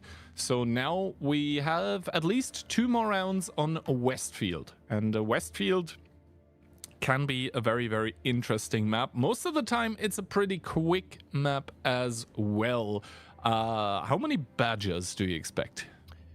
I actually expect none at this point. I know Cashback used them last weekend, and I think in another match as well. They brought 2 of them actually, but the double badger pick and just the badger in general, as you know, it just doesn't look to be very competitive compared to the Bliskovica. I mean, the teams have an idea to bring the tank, right? Obviously the DPM, but the Bliskovica just seems to be delivering more reliable damage. It's not quite as easy to flank. It's also, you know, a little bit bulkier as well. So I don't think we'll see any badgers here. We'll have to wait and see. But yeah, the Bliskovica, obviously the biggest drawback that the tank has, the damage drop-off over distance, completely doesn't matter on Westfield, just because the fights happen at such a close range that you're able to harvest the full alpha of that TD. Predictions currently, I mean, all of them still possible, but mine looking like the most unlikely one at this point in time. Westfield, it can be a very, very, like, I think Westfield in some aspects can be a little bit like Cliff, where the games are so quick that after Westfield you're like, wait, what just happened, if you're the team that happened to lose 2 rounds. So I think Westfield right now, the perfect map for hit and run, to just get 2 quick and, well, maybe not easy, just 2 quick points on the board, but the possibility and the danger obviously there that, you know, they end up losing 2 and then the match is over. That being said, Cashback are looking to put themselves on match point, and it seems like we are going to have badgers after all. 2 of those being picked by Cashback, together with a Rheinmetall, a CS63, double BZ, and a 60 TP. In Badger we trust, say Cashback, as they bring double Badger again to Westfield. Bliskovica, double Bliskovica being brought by Hit and Run, another Polish powerhouse tank there. Triple BZ, 1 CS, 1 RHM, so a bit more mobility and flexibility from the side of Hit and Run. These Badgers are going to have to put themselves in prime position to DPM down the enemy. Yeah, and to be honest, if you're a Cashback, I wouldn't really know what to focus in a brawl, because those Bliskovicas, you're just going to amplify the already crazy DPM if you do that. But the BZs, you know, they're pretty meaty. 3,700 HP apiece is nothing to scoff at. And to be honest, like T-Sec in that CS63 does not really make himself pushable either, as the plans for both teams become apparent. T-Sec is going to get the point of information in the top left corner. And now Cashback are looking to set up for a retake. This is a tactic that we've already seen from them, and last time it worked. Yes, Cashback only got 1 strike available right now. Liberty is currently capturing the 2nd strike, so 2 strikes will be available for the side of Cashback. Little taking a little cheeky peek over the top there, takes more damage than he does. However, Eyes is going to be the soldier who is committed into that capture circle and will be the first point of push. Strike coming in here, that's going to hit 3 people. Great strike there from the side of Cashback. The plane being used as well, so pretty much all the tanks from the side of Hit and Run are accounted for, but they're looking for this push. They're not quite sure whether they want to make the play. They're kind of hesitating, and I think the longer they hesitate, the better it looks for Cashback right now, but they are moving forwards. They are indeed moving forward. Second strike getting put here. It's only, well, not only, it's going to connect on 3 people as well. So currently 2k HP advantage off of the strikes. Now Ice at the focus, then that BZ75 starts to pop his heal circle, but is still very healthy. The punishment currently coming out from Hit and Run seems to be not enough. 2k HP advantage for Cashback. And as the dust of this initial engagement settles, the team in Pink do have secured quite the HP lead. No kills claimed by either team at this point in time, and Little in that Badger is just shutting down 4 tanks by itself at the moment. Yeah, Hit and Run, they're losing all the map control. You can see Liberty just providing crossfire as well. Hit and Run, they're trying to make their play, they're trying to focus out the Badger of Little, but they're unable to pick up the kill immediately, and more strikes come in. Monster loses 2 crew members there and is perma-stunned. The HP still going in favor of Cashback at the moment, who look to have set up well for this potential push that Hit and Run wanted to make. They hesitated because of the Badger's threat. It looks so dangerous in this position, but Tsek now trying to make a flanking maneuver, trying to provide some crossfire. Frantic pushing in as well, but that's just into the garage as he gets absolutely deleted. The guns in the game are even, but Cashback have almost double the HP. Cashback indeed still 10k HP remaining, and the thing is their low HPs right now are not really in any danger if Little doesn't overextend here, but at this point in the game it looks very much won for the team in Pink. Piotr able to claim the life of Little, though equalizes the guns once again, but Pan's Fury, Monster, all of them are very, very low, and Piotr burning to a crisp in the top left part of the map. So once again, gun advantage coming out from Cashback here. That double down on just that. Pan's Fury biting the grave as well, and Cashback do secure match point for themselves on the first round of Westfield. Yep, Cashback go up 4-1. Just Tsek that remains, and again it looks like they've got Hit and Run's number here. The strategy that they came in with pretty much hard countered what Hit and Run wanted to do, and you could see Hit and Run, they had all their tanks, they were pressing W and S going backwards and forwards, just they were ready to make that push, but they couldn't do it because the way that Cashback was set up, they were waiting for that play. Yeah, Cashback with a beautiful counter to the hit and run strategy. And the double Badger, we were doubting it kind of a little bit at the start, but turns out if you get the Badger hold down and like just staring menacingly at the opponent, taking a cheeky shot then and there, it can be absolutely devastating. Just like Hit and Run are going to be absolutely devastated after this first round, because once again they're down 3 rounds, and this time the situation even more dire. They will have 3 match points against them if they do manage to win all the 3 rounds here before they can force a tiebreaker. But look at that, like how is Liberty come top damage with 5.3k and 3 kills in the RHM? I know he had the strike available, but he still must have had to do quite a bit of shooting to, you know, it's like somehow the RHM is the biggest damage dealer of the team, which is just not meant to be the case. Cashback looking very comfortable right now. Yeah, I think both of the strikes that were done dealt 3 times 350. That is 1,050 a piece. Times 2, obviously, so that's 2,100 damage coming out from the Rheinmetall. And normally the biggest problem that the Rheinmetall players have is like, how do I actually make myself effective in the brawl? Because, well, they can't really drive into it if the brawl is not yet started or just started, because they'll just get blasted. But if you're able to secure 2 strikes and just get out 2k damage, it's just so useful, and there is nothing that Hit and Run can do to counter it, right? Cashback, they also had the CS that was kind of threatening with a mini strike to decap. So Hit and Run, yeah, I do agree, just got hard countered here on Westfield 1.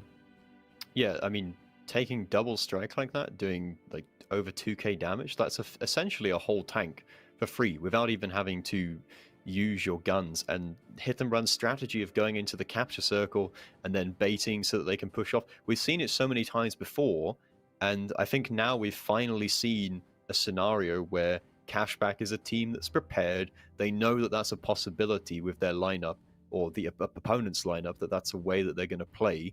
So they set up for it. They don't commit anyone in too early. They're not too desperate to get those resets. They know that they've got the double strike that can come in clutch. They just commit one BZ forwards, which they can easily trade off of, and hit and run strategy is limited, right?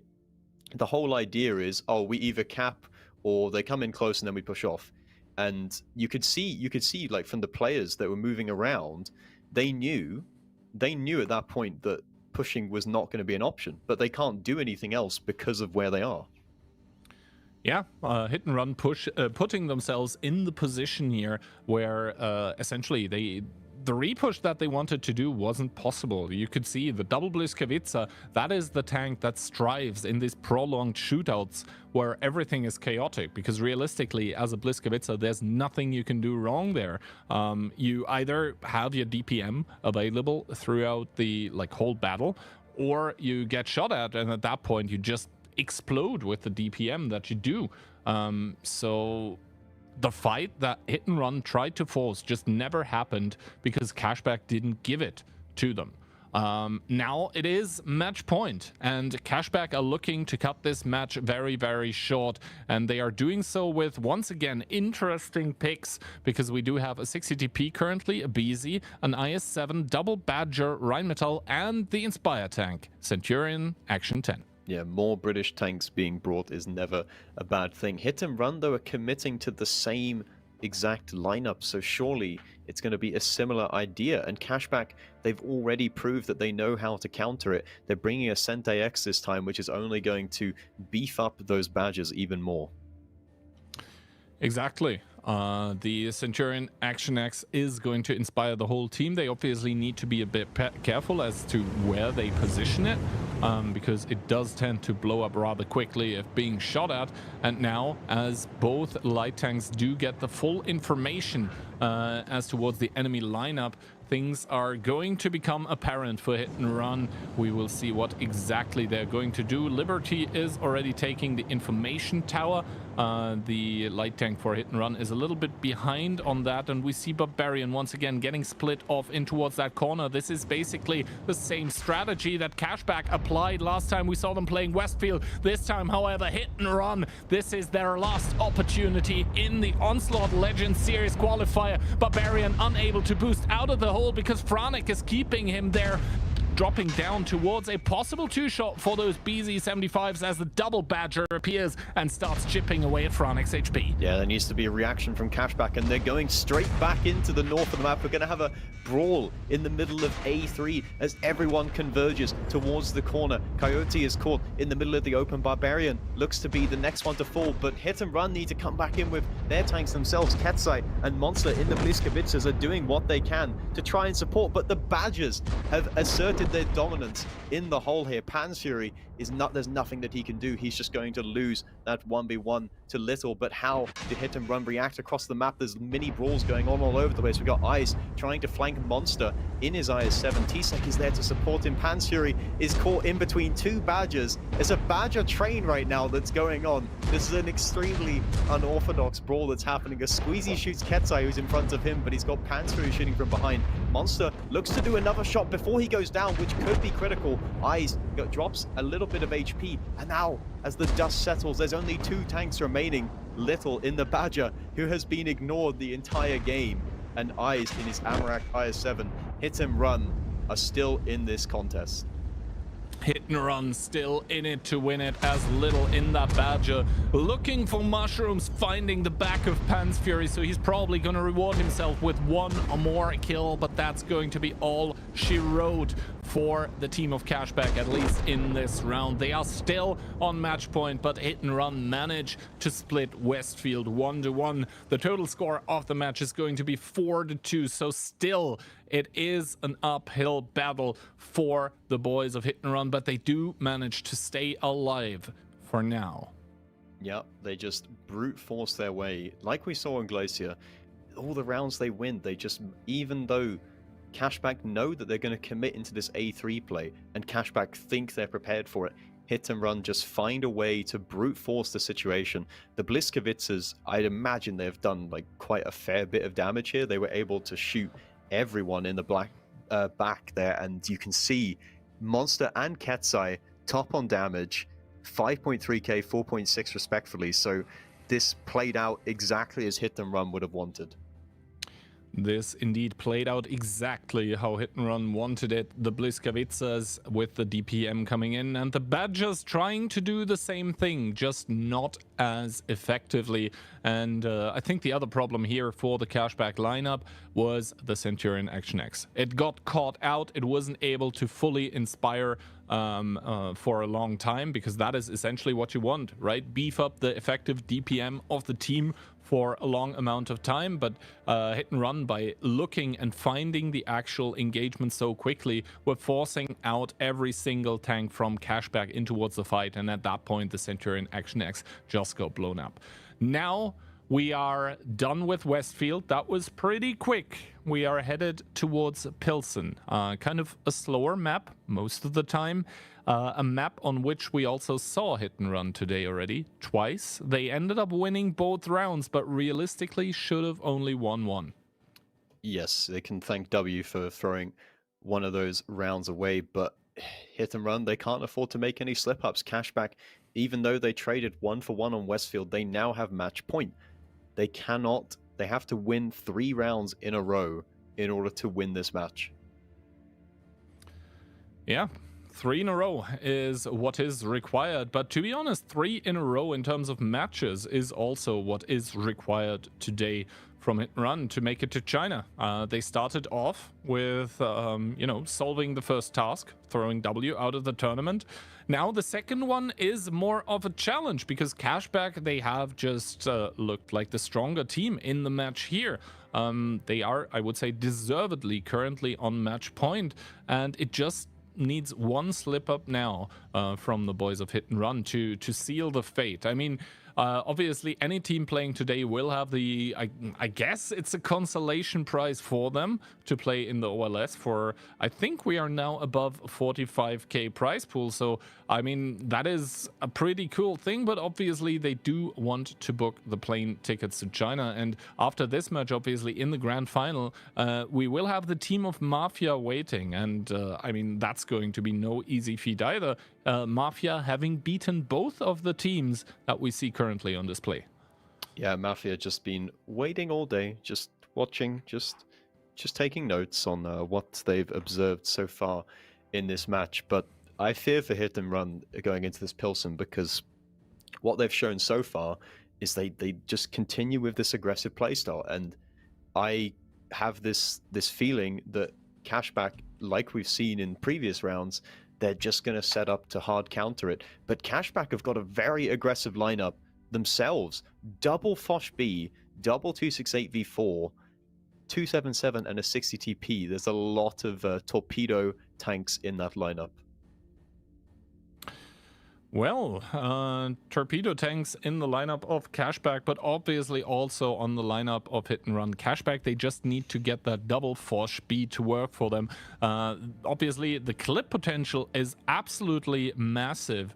So that is nothing that Hit and Run can ignore, but obviously picking 4 TDs for Cashback here means that they are not as flexible, and I think they should also possibly be starting with a lot less HP. That is indeed the case. Hit and Run starting with almost 3k advantage. The light tanks obviously do getting the initial information, and now it will be about the deployment of the tanks. Cashback starting to drive 3 tanks, I believe, directly into the cap, and T-Sec missing his shot in the 2684, or rather not penetrating it on towards Arca. Yeah, an early move into the cap circle from the side of Cashback, and critically key, they don't have control of the strike. Hit and Run do not have control of the strike. Squeezy has it, so the reset is going to have to come from someone blocking it, and that's going to be poor Franek, who's forced to drive into the cap circle, and this is exactly what Cashback want here. They want Franek to push in so they can trade out for him. How do Hit and Run react to this? How do Hit and Run react is the question. First of all, the cap has been blocked, so Cashback now needs to do some sort of reaction. That is coming in towards Ketsai, that takes a shot of damage, is able to retaliate on towards Squeezy. Now Akka trying to peek, trying to find out what is actually happening here in the cap. Puts one in towards Franek, that is shooting on towards the other heavy tank of the Cashback currently, and now I think the trap gets sprung. Cashback starting to push off the cap here. Franek, the first focus was on fire. I think he had an extinguisher, but now that one is obviously spent. T-Sec coming in with the V4 himself, able to put Akka down towards a one-shot with the help of Pan's Fury. Franek, the focus for Cashback, and Hit and Run's HP are dwindling currently, but Ketsai with the first kill. Yeah, Franek's taking a long time to go down here, and this is really good for Hit and Run right now. They haven't even been able to kill him. He's still alive. We've got Little against Piotr in the Foch B versus 268. That's always a difficult one for the Foch B if he doesn't connect his shots, plus ability boosting on the 268. Franek, as a one-shot angling, does fall, and now we have a 6v6 situation. A 6v6 situation, but Piotr obviously does not have the longest of reloads here. Mentos now fighting it out against the Foch B, is struggling a bit frontally, should be picking up the kill momentarily if the Foch B doesn't reload in time here. Ketsai down towards one shot, does get killed as well in the mouse as Mentos is able to finish off the Foch B. Monster falls in the E50M. It is Hit and Run fighting for tournament survival here, but fighting against superior odds. Cashback with 2000 HP advantage at this point. They also have a gun more in the fight currently. Liberty taking a shot from the Rheinmetall, but Cashback, it is theirs to win at this point. The Sharks are circling, and Cashback is taking the map control. Squeezy is capping the strike as well. It's looking pretty good for Cashback right now. Hit and Run kind of need a miracle if they want to turn around this game. Twilight just waiting in the Foch B because they have the extra gun. They can afford to leave someone ready to ambush, and T-Sec is thinking about trying to go for a flanking play because he doesn't really have many options left, but he probably knows that he can't do it either. And more time that passes, Cashback can just take more map control. Liberty has an HP advantage over Mentos in the RHM 1v1, and Cashback will let him off the leash and give him the freedom to play and try and figure out a way to break this defense. Liberty, one of the most crucial players on the lineup of Cashback currently. You said it, unleashed in that Rheinmetall. He's driving through the south. He probably has low noise exhaust even. That should give him the upper hand. Meanwhile, Mentos trying to do a mirror play, obviously with less HP than Liberty, and I think Liberty soon will find T-Sec. He can even go towards the corner of K1. That play is an option, and at that point T-Sec will be forced off the angle, might even die towards this. Liberty starting to reach it, does spot out T-Sec. He's going to get a double bush for himself from which to fire, and T-Sec not even connecting his shot on the Foch B possibly. I think he did. And T-Sec actually with the return fire on towards the Foch B before getting picked up, but still that is a 1-for-1 trade, and at this point in time it does favor Cashback. Yeah, a little bit of a misplay from the Foch B, but it's not really going to matter at all. The end of it is the T-Sec has died. Piotr now is forced to back up. He's got no one to support him. Mentos is trying to make this flank around play, but the only person he's able to find shots on is Squeezy, who has plenty of HP to spare. He says, go ahead, bro. Shoot me. I don't care. I don't need the hit points. Liberty now trying to pick up the kill on Piotr, trying to snipe that cupola of the 274, which is a bit difficult. Eyes should come in to pick up the kill here, and he does so. Just 2 tanks left remaining for the side of Hit and Run. Only 2 tanks remaining, and a dream make that 1 for Mentos that is faced with 3 tanks for Cashback. And there have been wonders before, but I don't think this one is happening today for Hit and Run. Cashback just proving to be the superior team here. 5-2 the final scoreline, so that also means that Darky's prediction was entirely correct. Unfortunately, some might say, but even more unfortunate it is for Hit and Run here that do drop out. Past year's WCI winners have been eliminated from the competition. They are not going to return.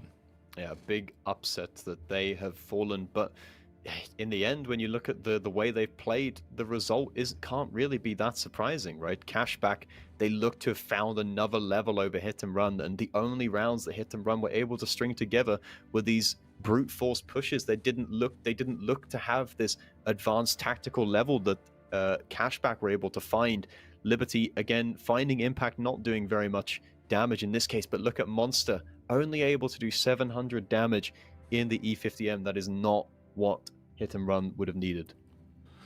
Yeah, the E50M, one of those tanks that's supposed to stay alive throughout the whole battle and then essentially just find impact with the DPM. So the team captain himself, Monster there, with a pretty bad performance in this last round for Hit and Run, and obviously a lot of very happy faces on the side of Cashback that do find the victory in the lower bracket finals. That also incidentally means that the grand final that's going to be happening very, very soon is going to be a repeat of the upper bracket final, and that one went the distance with the better end for Mafia yesterday. So now both of those teams are going to be picking and banning maps. Who do you see like in front? Obviously yesterday no clear, I mean, there was a winner, a clear winner, Mafia, but it was close. Tiebreaker in between both of those. Who do you currently see in front? And more bigger, like, who do you think is better prepared? Is it the team that just played and got like kind of a convincing victory, or is it the ones that didn't have to do anything yet? Well, to state the obvious, I think it could go either way. Mafia looked like a revolutionized team yesterday. I mean, the previous weekend, if people remember, they just flopped out of the lower bracket. It was a pretty flat performance, right? And they came back yesterday, they beat Hit and Run, and then they beat Cashback in tiebreaker. I think still that Cashback will take the win there, because I feel like maybe they were caught off guard by Mafia, as I know that's silly to say because they should be expecting everyone to be at the top of their game, but I feel like Cashback are going to come back at Mafia in a big way here. All of that is going to be revealed rather soon, but as I mentioned, first of all, we need to give a bit of time towards the teams to do the live pick and ban here, and we are going to show you that just after we come back from the replays that are going to demonstrate how badly Hit and Run just lost.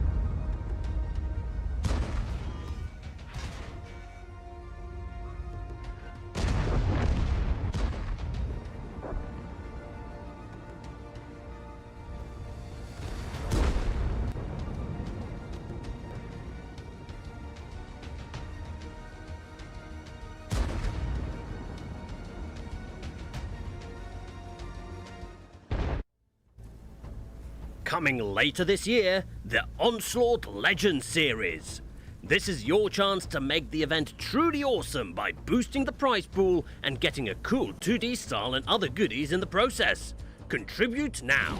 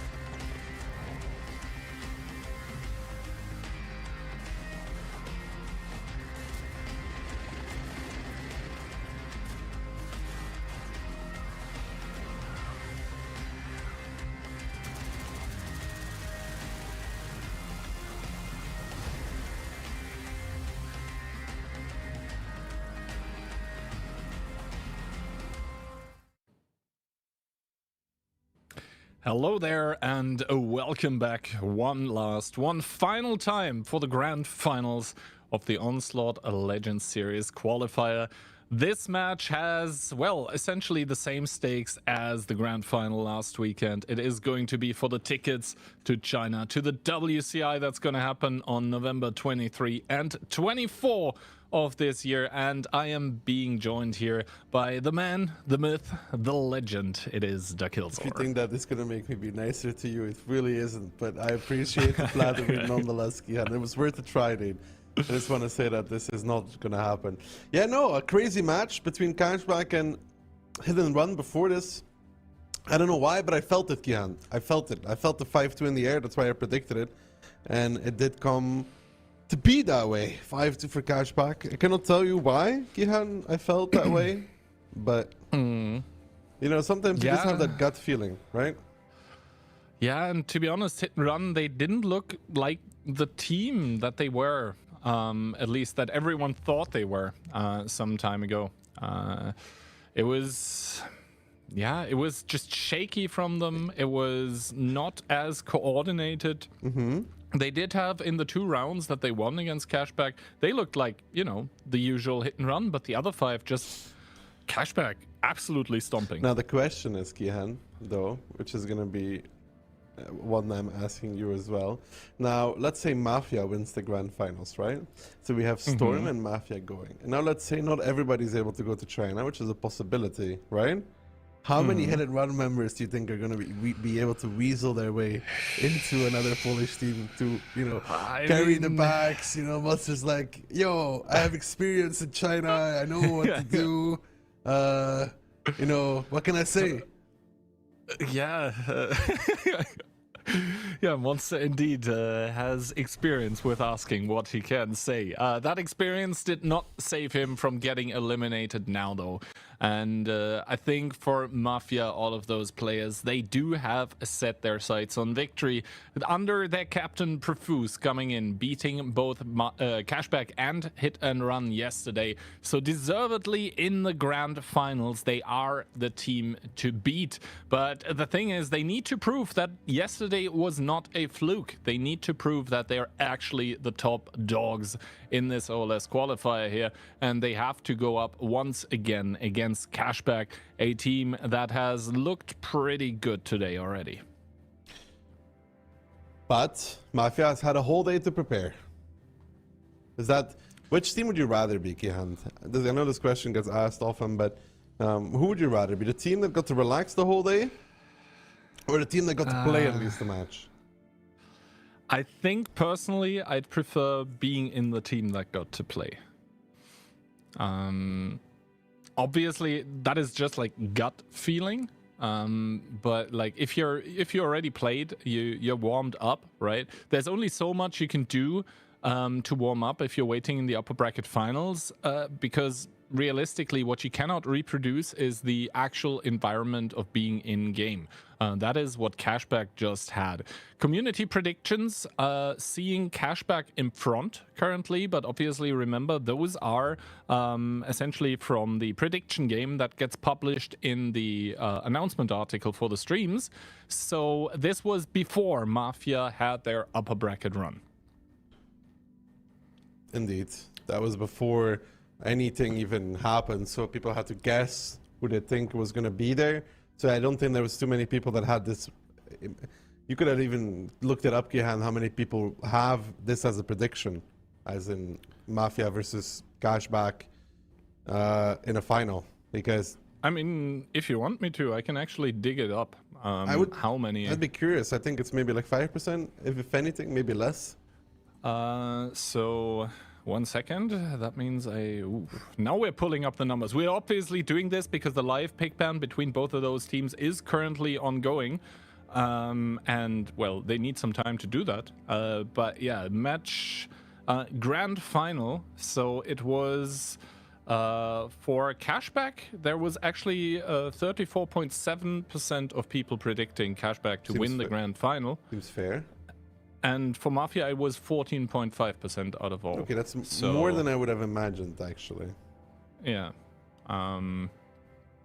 Hit and Run actually coming in with almost 40%, and they are not there. They're not going to be defending their title. They're going to have to watch it from home as potentially some of their ex-teammates even, go there and potentially win, which is the funny part because, the Opor team, which was in WCI last year, it disbanded. It was a team with Ketsai, Panzer Fury, Orchek, and others. I think DJ as well, for example, and he already qualified with Storm. So I think the only player currently that played last year for EU that's returning is DJ, actually. Yeah, and he played with Storm, but in Mafia, there are people. I think Orchek is there. Who's there else? Maybe it's just Orchek, but those are ex-teammates from Ketsai, for example. First of all, though, pick and bun has been completed in between Mafia and Cashback. There was no advantage like we would normally see in a grand final because the advantage for the teams was basically the seeding that they got from the start. So this is why we have the same pick ban structure as for the other best of nines. Westfield and Al-Haluf getting taken out respectively. So both of the teams taking out pretty brawl-heavy maps here. And we are going to start on the map that we just finished on. It's going to be Pilsen in towards Ghost Town. Slow start. Pilsen, Ghost Town. Then the action erupts on Ensk though. And then Airfield slow. This matchup is one of more slow and steady. No Westfield. No Cliff, which is going to be the tiebreaker. So everything going to be slow and steady. Then Glacier being removed as well, which can be a quick map. It's going to be more of a tactical aspect. And I don't know about you, Kihan, but normally I would favor Cashback on the pure tactics. Same for me, actually. We just saw that Hit and Run completely wasn't up to the task of facing Cashback on a tactical level. Some of the rounds that Cashback just won, it was just off of having the superior strategy for the game. Especially on Ensk, like the first round coming into this, 7-0 the scoreline there. That just means that, one tactic was superior to the other. So Cashback are coming into this one. I'm going to actually check how those maps stack up towards the upper bracket final from yesterday. That was in between Cashback and Mafia. And there, actually, Mafia first band Ensk and Cashback first band Pilsen. Those are the first two maps that we now play. So quite interesting change there. Now, Kihant, what did you predict? I think, once again, Hopium pick from my side. I went with a tiebreaker and tiebreaker victory Cashback. I don't think I went for tiebreaker. I know that much. You did 5-3 for Cashback. And Moff went also on the same kind of Hopium train as I am, 5-4 Cashback. So But that means all of us are actually going with Cashback and not with the team that made it through the upper I bracket. think we're all just on the experience train, right? On the Cashback has done it before. They've won it all. They have also IMO the nerves to handle a grand finals where the Mafia team, yeah, they've done it also, but that was a different Mafia team, Kihan. The one that won the first, I think it was the first Onslaught Legends Cup, was one with Frugo. I think Click was in there as well. I think Solo as well. I'm not sure about Miko. So that was a whole different team. Who's even left from the original core of Mafia? That's a good question at this point. I mean, Frugo obviously went on, and it's like, you know, I play my own game with W. Not that was particularly you know, successful this tournament. I mean, they still made it to playoffs, but they obviously. Okay, yeah. You're going at me for being hostile. Bro, you've already started the down. hostilities. You may as well continue. But yeah, overall now in that Mafia team, I mean, for them, currently it's working out. They had some changes in the roster, you know, some people dropping out, some new people coming in, and currently they're making it work well together. And they beat what would be considered arguably the strongest two teams in the tournament beside them yesterday already. But, you know, doing it 3 times in a row, 3rd time's the charm, yes, but... You know, everybody's going to have forgotten about this in a week if they lose this match. Probably, yeah. I have an important question, though, Kian, for you. I've been asked this on stream recently, and it's really very important. What is your favorite type of grain? Grain? Yeah, grain. You mean like the produce from the fields? Maybe wheat? I don't know. I know it's a very important... No, it's just wondering. I keep getting asked this question daily, so... I told something else that was very less nice than that answer of yours, so... I really don't know where you're going with this. No, nowhere. It was just a random question. It's just because there's this guy called Steph in my chat, and every day he just asks the most random questions. And this is all he does. And when I get angry, I'm like, you know, what a not very intelligent question. People start wondering more and more what the answer to the question is. So I was wondering what your answer was. Yeah, I guess wheat. I never really thought about what my favorite grain was. Listen, buddy, there's a lot of questions that man has asked that I've never thought about in my life, and I still have to answer them. So, yeah, I mean, well, anyway, we are going to start the first battle, I think, pretty soon. And I need to refresh my mind. It is all a bliss at this point. But we are going to start on Pilsen. So, do you think, like, there is obviously the mind games that are going on with maps you just played against a different team. Now you're playing in the grand final. Are you bringing the same strategy again? Do you bring the same lineup but play something different? Pretty heavily. Yeah, if you're because especially on Westfield was pure recycling. Indeed, the Westfield that they were playing was completely the same as yesterday. Not really any changes whatsoever.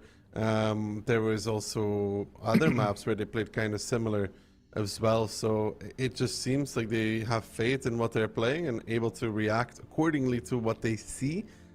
If Mafia has the balls to counter, though, then this might be rough for Cashback, because last week we saw a team that was willing to counter, Storm. They were very willing to counter, and it worked for them beautifully. For example, Suzyanka, they almost pushed Beeline straight with no info, because they knew how Cashback was gonna play. When you do have this tendency to play the same thing over and over again, a team that is willing to risk it all can run away with it. And I think both teams are perfectly able to run away with it once they start getting the hype train going.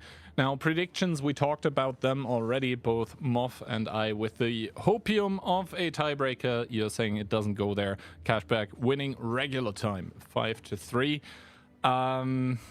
So as we go into this, Cashback looked so strong against Hit and Run that I'm afraid that, you know, all of us might be a little bit off, and Cashback takes it even earlier than that. Then again, we haven't seen Mafia yet today. They might be able to confirm how strong they looked yesterday. Prediction-wise, we already hear Gihand talking about a 5-4 for him and Moth. Tiebreaker predictions. Me not so confident in the tiebreaker, Gihand, but let's see. I have this feeling that one or the other team is going to run away with this match. I cannot tell you why. It's just a feeling I got. And cash back on round number 1. They're not recycling here, Gihand. RHM, 2268v4, a CS63, a 277, and a mouse to round it off. Indeed. And for Mafia, we do have the double mouse coming in together with double 60TP, a Foch B, 268v4, and the Rheinmetall as well. That is meat versus annoying ability. Let's put it that way. But Mafia has a really good lineup to deal with this, though. They're even heavier than Cashback with the mouses, even with their own TDs. I think lineup-wise, if Mafia can control the game, it's going to be pretty good for them. But can they resist the initial onset of the 268v4s?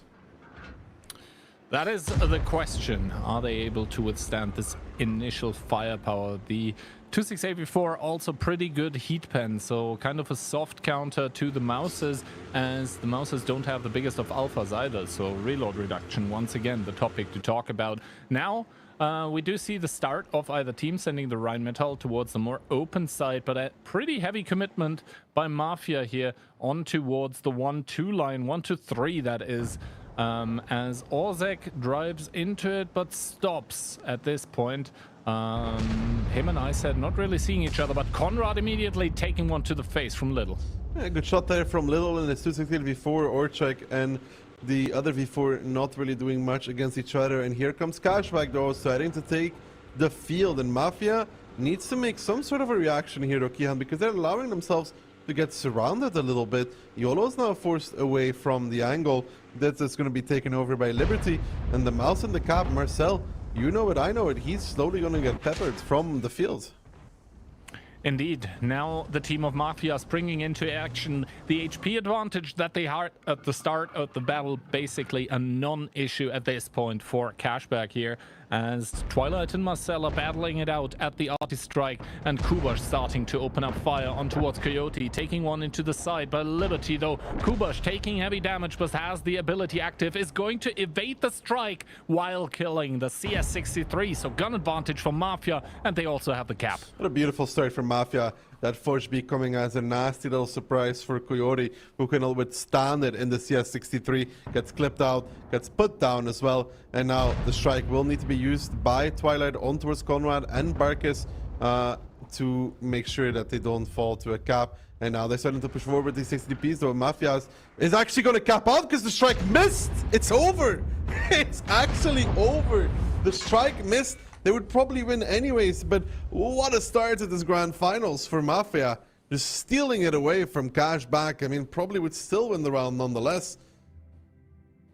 Yeah, I mean, Mafia, you know, we've been preparing the storyline and script of like Cashback being super strategical, tactical on a different level, and Mafia take the script and it just like, you know, goes away. Crazy stuff. And like Cashback, that was just not quick enough. No, and the CS63 getting caught was beautiful for Mafia. Really good adjustment with the Forge B. They're waiting. And honestly, if the Forge B is there and he doesn't get to clip out on the CS63, they will just slowly pick him off from angles. But in this scenario, he gets the CS63, then they have the cap, and they would still win the round, even if they don't cap. But it adds a little bit of insult to injury on Cashback when they can't even hit the strike. I mean, the strike is as big as the cap circle almost, so missing it is quite like... not great. Not great indeed. First of all, let's take a look at the damage numbers. Not that they are going to be particularly high in this battle. Only one kill across the board, but it didn't matter either. As, yeah, Cashback getting, I think, caught off guard completely. And the thing that you mentioned with the leaning in towards maybe a little bit of a counter, that did happen. The Foch B was able to completely surprise the CS63.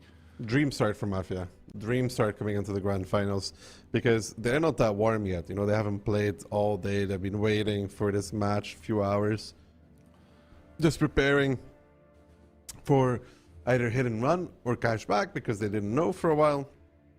And they come in and they immediately are 1-0 up. That's perfect to start. You know, gets you going a little bit, gets the blood flowing. Mm-hmm.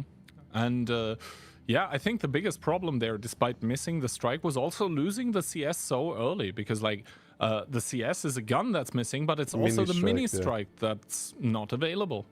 So yeah, from Mafia, everything going pretty well. They get an easy first round on the board. I think GG easy is what you would say in Mafia's case after games like these. And Cashback are going to be like a little bit confused, probably. They're going to be like, wait, what the actual hell just happened? Well, for them, it's back to square one. 1-0 down on Pilsen already. They're like, couldn't go worse. But they need to now come back in it, win the second round of Pilsen, and then continue on. This is going to be a long match again. It's a minimum, we're going to see 5 rounds, no matter what happens. So there's still a lot to play for. That is 100% correct. I know, Kian, I know. Crazy. It's almost like you read the rules of the tournament. It's one of the few people, right? Well, first of all, one of the few people that can read the rules from the tournament players, and the second one of the few people that actually read it. The amount of surprises that were like, huh? I have to submit a picture for Onslaught Legends Series? Yeah. I think like one of the players after qualifying for OLS was like, wait, I need to submit pictures. So basically they prepared for the event, they trained, etc., but they didn't read the rules.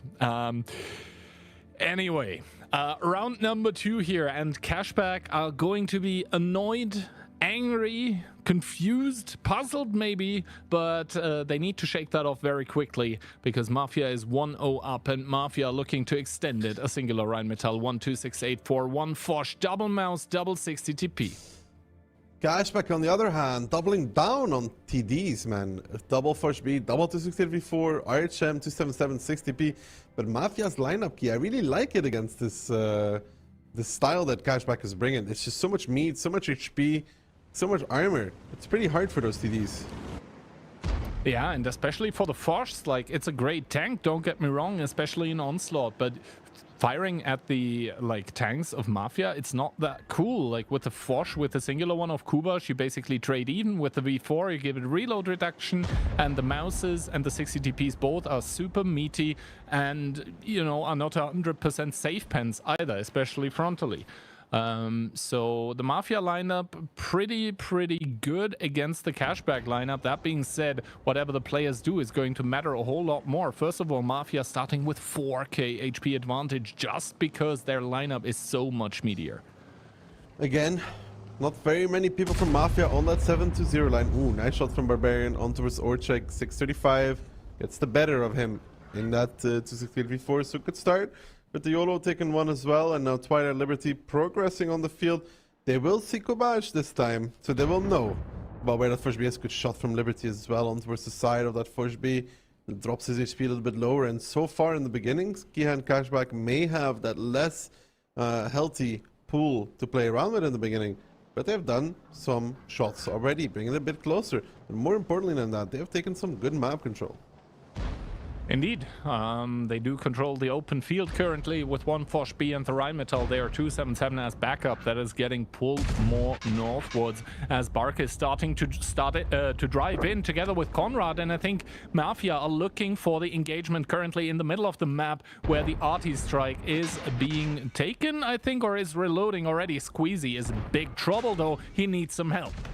Yeah, Squeezy definitely needs some milk. Barbarian pushing Orchek though, and that is normally a win for Barbarian because he is able to do another free shot. Squeezy is falling, but look at Marcel's HP in the meantime. Little and Ice trying to pick up Conrad in the meantime, but I think Little realizes that it's not the engagement he wants to go for in that Fosh B, and he take a lot of damage for that as well, down towards 500. He'll heal back minuscule amounts while Barbarian should be winning. Nice shooting from him is going to make it a clean exchange against Orchek. And with Squeezy falling against Barkis, Barbarian should find Orchek, and then it will be kind of even, but Little took so much damage for no reason. Little taking a lot of damage here indeed, but the 1v1 still going on, and Orzek with another shot, a good shot from the backlines. They're actually coming in, and Mafia still 2k HP advantage as Orzek finally falls, followed by Conrad. So once again, the guns are even, and Iset needs to be extremely careful. Down towards one shot for him as well. Cashback and Mafia, they're trading blows here currently. Blows indeed, but Ice, oh, he doesn't connect, but neither does Barkis though. Aka now in position to help out Liberty in the light, trying to do what he can. Twilight now pops his ability. He's taking a lot of damage, but he will survive throughout that. He is healing back all of that damage now. He does the thing that Little was unable to do. Use that ability to the best of his ability, actually. A Barbarian pushing away YOLO, that's the best he could do, because he knows that he's a one-shot, and if he doesn't stop the strike, him or Ice are gonna die. Indeed, and Barbarian now, we are waiting for YOLO in that Rheinmetall Panzerwagen. Needs to be very careful what he does next. He does capture the strike, and YOLO takes a lot of damage, but takes down Iset in that 268B4 as well. Twilight getting set on fire by the opponent in the Forge B. Kubash with a good shot in towards the back of the Forge, starting to take damage as well. But Mafia here well and truly ahead at this point in time as Kubash shuts down the Forge B on the enemy team, leaving only 3 tanks remaining, but Barbarian able to get another number in towards the mouse of Mafia. They're down, but they're not quite beaten yet. An HG putting him down towards 9 HP as well, but I think Mafia are going to pull through. Mafia should be pulling through. Liberty getting picked up by Kubash, and that leaves just Barbarian on 9 HP, and Mafia come into this last chance qualifier finals with a wonderful start for them on Pilsen. Not 1, but 2-0. Indeed, and Barbarian now faced with basically an impossible task, the HE shell from the Rheinmetall Panzerwagen to seal the fate of Cashback on Pilsen. And yes, they did look very, very good against Hit and Run, but Mafia seemed to be made of a different material. Good stuff from them. That Forge B of Little making a big mistake, trying to overpeak to get a clip, and then realizing, oh, I cannot do this, and then starts reversing. Takes about 1,000 plus damage to the face. That is the difference there, Imo, between a win or a loss. That second Forge B able to get good clips out, yes or no? And he wasn't.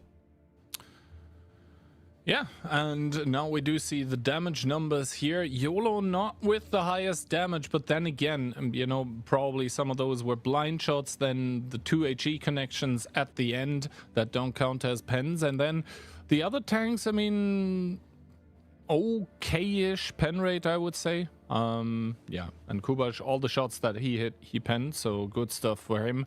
But I don't think the pen rate was necessarily like the biggest issue. It was more like the decision making on Cashback's side. Yeah. The overall spread is still pretty good, but you can see just how much HP Cashback has, right?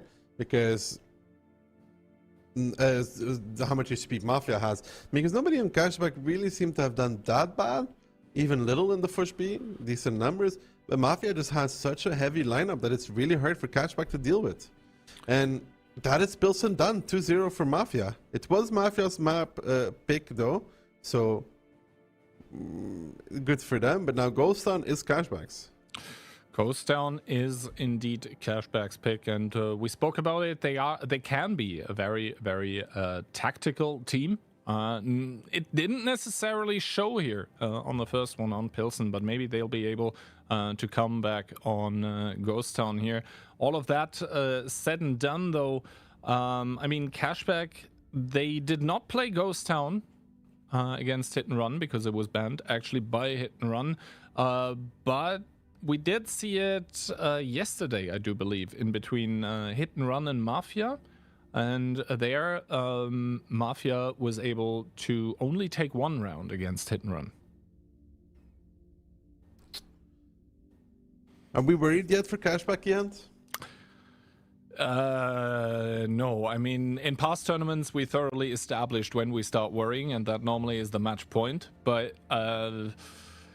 I think it is very fair to say that this is not the start that Cashback wanted into this upper bracket final. I think that is quite the obvious statement, but also the way that it happened, right? The second round, the lineups didn't really favor Cashback, I think. And the first round, it was just a disaster from start to finish, right?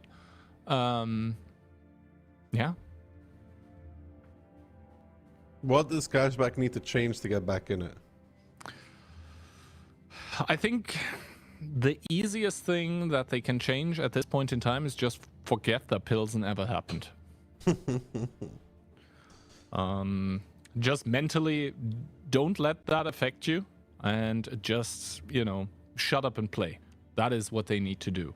They're coming into Ghost Town now, and obviously lineup's still changing, but let's call them out anyway. Cashback looking for the first point in the grand finals here. Double Mouse, singular 277, 1705A, 1 CS, 1 Leo, and the Rheinmetall.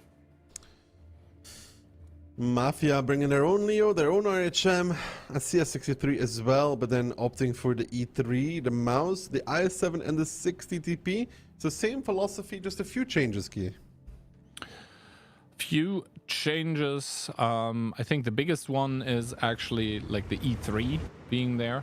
That can be a very potent tank on Ghost Town, especially if you get it in towards some hold down position.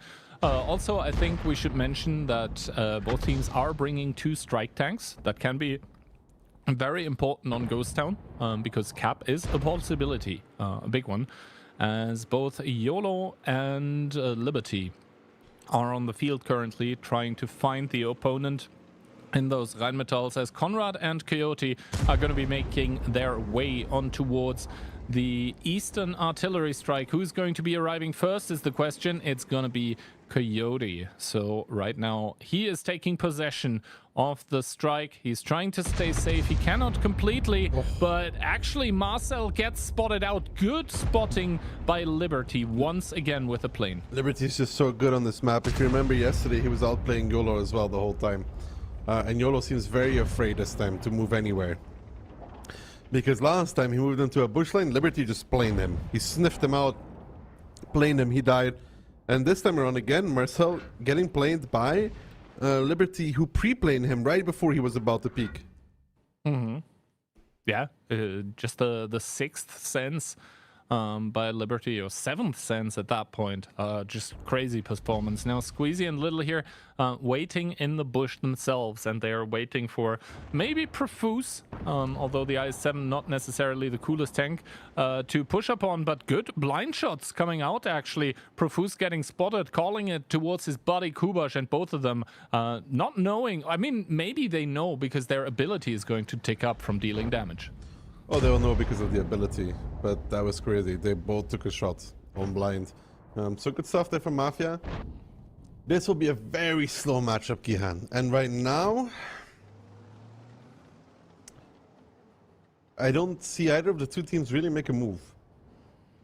I mean, currently, Mafia is winning, right? They have done more damage. And they don't have the strike. When the strike hits, it won't be true anymore. And also, they don't really know how much they did. Good reset there coming out from Coyote on towards Conrad. But, I mean, Liberty, my man, at this point, you know. Marcel fallen for it not once, but twice. Coyote might just... No, he's going to keep the strike. It's very tempting to drop it on Marcel and put his HP at 900, right? Very, very tempting. But Marcel, man, getting outplayed, to be honest, by Liberty, who pre-planed him again this time. And Mafia scratching their heads because they know that they are in trouble, Kihan. They are really in trouble. If Cashback want to, right now, they can lower Marcel's HP to below 1,000. And they have time to pick up 3 more strikes. And if they do, Marcel's gonna die. And Marcel cannot peek anymore either after, because if he peeks and he gets shot again and striked, he is a one-shot to the strike. So right now, I would say there's a lot of problems of like being made for the side of Mafia, and you can see that they're also realizing this. They're like, we have to start doing something. It's not good right now. Yeah, I mean, Kubash, YOLO, and Profuse are starting to make a move here on that one line. YOLO peeking into the bush, doesn't really see anything right now. So he's like, all right, I think we can peek. Profuse, though, getting spotted out for this move here by Squeezy. That is starting to drive back a little bit. Good shot by, I believe, Twilight from the city with the mouse able to hit one in towards the side of the pushing IS-7. But obviously, Profuse is going to reward himself with one strike and a second one actually getting taken by the 60TP currently. But remember, the 705 has a strike to reset that one. Oh, well. Then I think double strike is going to go in towards the possession of Mafia. The first one does get taken. The 705 has it now. And Profuse is going to take the second one. So that's going to become annoying. I think Marcel just got planed again by Liberty. Didn't take a shot of damage this time around, however. So that means Liberty needs to do some other action to regain the plane. He needs to be really careful with that RHM. Ooh, Level 3 plane for YOLO. It's a large surface area. If either of them realizes that they're perma spotted and YOLO drops it, Liberty, he doesn't want to deal with that. He's like, nah, listen guys, I am going back. They know. They have to know. Yeah. Liberty for a few seconds there was very far forward, almost overextending, but somehow the seventh sense once again is tingling for him, and he's like, nah, I think I shouldn't be doing this. Correct assessment, to be honest. Barbarian now getting pushed forward in the mouse. So Cashback have something in mind, as once again you see it on the minimap at the bottom right of your screen. Liberty is advancing again. Barbarian's gonna get spotted out. The Leo's gonna push up as well. They want to do some damage. They want Barbarian to take it in the mouse as well. They want to do a lot of damage to Conrad. One strike getting used, so that's minus 700. The second strike now also getting used. That's minus another 700. This was costly for Cashback already. They're taking a lot of damage as well. I think Barbarian will be forced backwards now by this drop towards 880 HP. Yeah, he tried it in this mouse. He's trying to tank it out like a champ, but I don't even know if he's going to live for this. The Leo of Ice is trying to find Conrad. I think he got planed by YOLO, so he needs to be careful to not get farmed in return if nobody shoots Ice, but they will. They give him two big shots already. Drop towards 1.4 Kihan, and this move from Cashback right now, it's not really seeming to pay dividend. Marcel dropped low as well, though, in that Leo 625, but Ice is not safe whatsoever, and YOLO doesn't have another plane available, but Ice is still spotted for a few seconds more. Indeed, Marcel cannot really peek here though in that Leopard 1. I think he starts to realize that, and now Cashback in the city are starting to make a move. Little and Twilight with the mouse and 277 respectively are going to start engaging on towards Barkis and Orzek. This means that they have to turn around. They open themselves up towards the Leopard, but that means they also come close. Marcel in the Leopard finally falling, so first blood for Cashback. Still 7 guns available against the now 5 from Mafia. Yeah, Twilight is pressuring forward in that mouse. They want to get Barkis. They know that they can get him from 3 angles, and Key, we talked about the E3 diff in the beginning of the game. The E3 is amazing, Kihan, but what it doesn't do well is when it has to leave that hold and when it has to move around and it gets surrounded and shot from all sides. And Cashback, even on HP with Mafia, but Mafia just having only 4 guns available is just losing gun after gun after gun. Now Orchek is the next one down towards the one shot. Liberty cannot find the kill, but Coyote can do it instead. Squeezy might be down towards the one shot, but look at it. Cashback finally in this grand finals seems to be in their stride and are going to pick up round number 1 of Ghost Town. Yeah, the HP close for the longest time, but what isn't close and what wasn't are the guns. 5 still available and shooting for Cashback. Profuse and Kubash trying to evacuate the scene of, what was a round on Ghost Town, where once again the light tank difference made the complete difference. Liberty here, an instrumental player for Cashback, outminding and outplaying Marcel completely. Really good stuff from Liberty, pre-planing Marcel twice, forcing Mafia to make a move, enabling then Cashback, I guess, to do the move along the 7 line. That looked really scary for a little bit of time, though. It did look scary, but I think both Barbarian and who was the 705? Coyote, both of them able to hold on and hold strong. I mean, the strike here connecting after the fact with both Twilight and Coyote, but it doesn't really matter. What matters is that Cashback were finally able to stop Mafia from keeping to accumulate rounds here. They are finally able to get one on the board as well, and on their own map pick, this spells good things for them in the future too. The only mistake I will say from Cashback, I think, is striking Profuse on the strike. I think that wasn't worth it at all from Coyote, right? When he striked Profuse on the one line instead of just using it to reset the 60 DP again, and potentially getting the Leo to peak, you know? Because he would have taken the strike about the same time as Profuse, so he would have gotten another one out of that. That's the only thing. Yeah. And we do see YOLO here top on damage for his team, but the battle was lost elsewhere, and Liberty here, those 4.5k assistance, once again, really good stuff coming out from Liberty. And you could see he wasn't just, you know, ELC even 90 style sitting in a bush and yeah, probably busy with other things while accumulating spotting damage. He was actually actively playing the bush line, not making it easy to pinpoint his location, spotting from different angles. This means that also he reduces the risk of something happening to him that he made happen yesterday to YOLO, where it's like, all right, he must be there angle-wise, and he stayed there, so let's use the plane actually. Did you notice how afraid YOLO was the whole time? Yeah. Of playing anywhere along the bush line? Like, he wanted to go fit in the beginning, and he's like, I have really bad memories to yesterday. I don't think I want to do this. But Marcel also, same like yesterday, I'm pretty sure yesterday he also got planed by the RHM and took damage in a similar way. So, kind of falling for this, they know you're going to peak. I think the only way he makes that work is by having the angle ready immediately before, like, let's say a few seconds before the strike gets active again. He peaks already, he gets ready. He then asks for the plane to come out from YOLO or whatever, and then immediately resets and pulls back. Because now it's always, you know, the 705A is taking the strike. After a few seconds, Liberty's like, well, he's going to peak, right? He has to peak.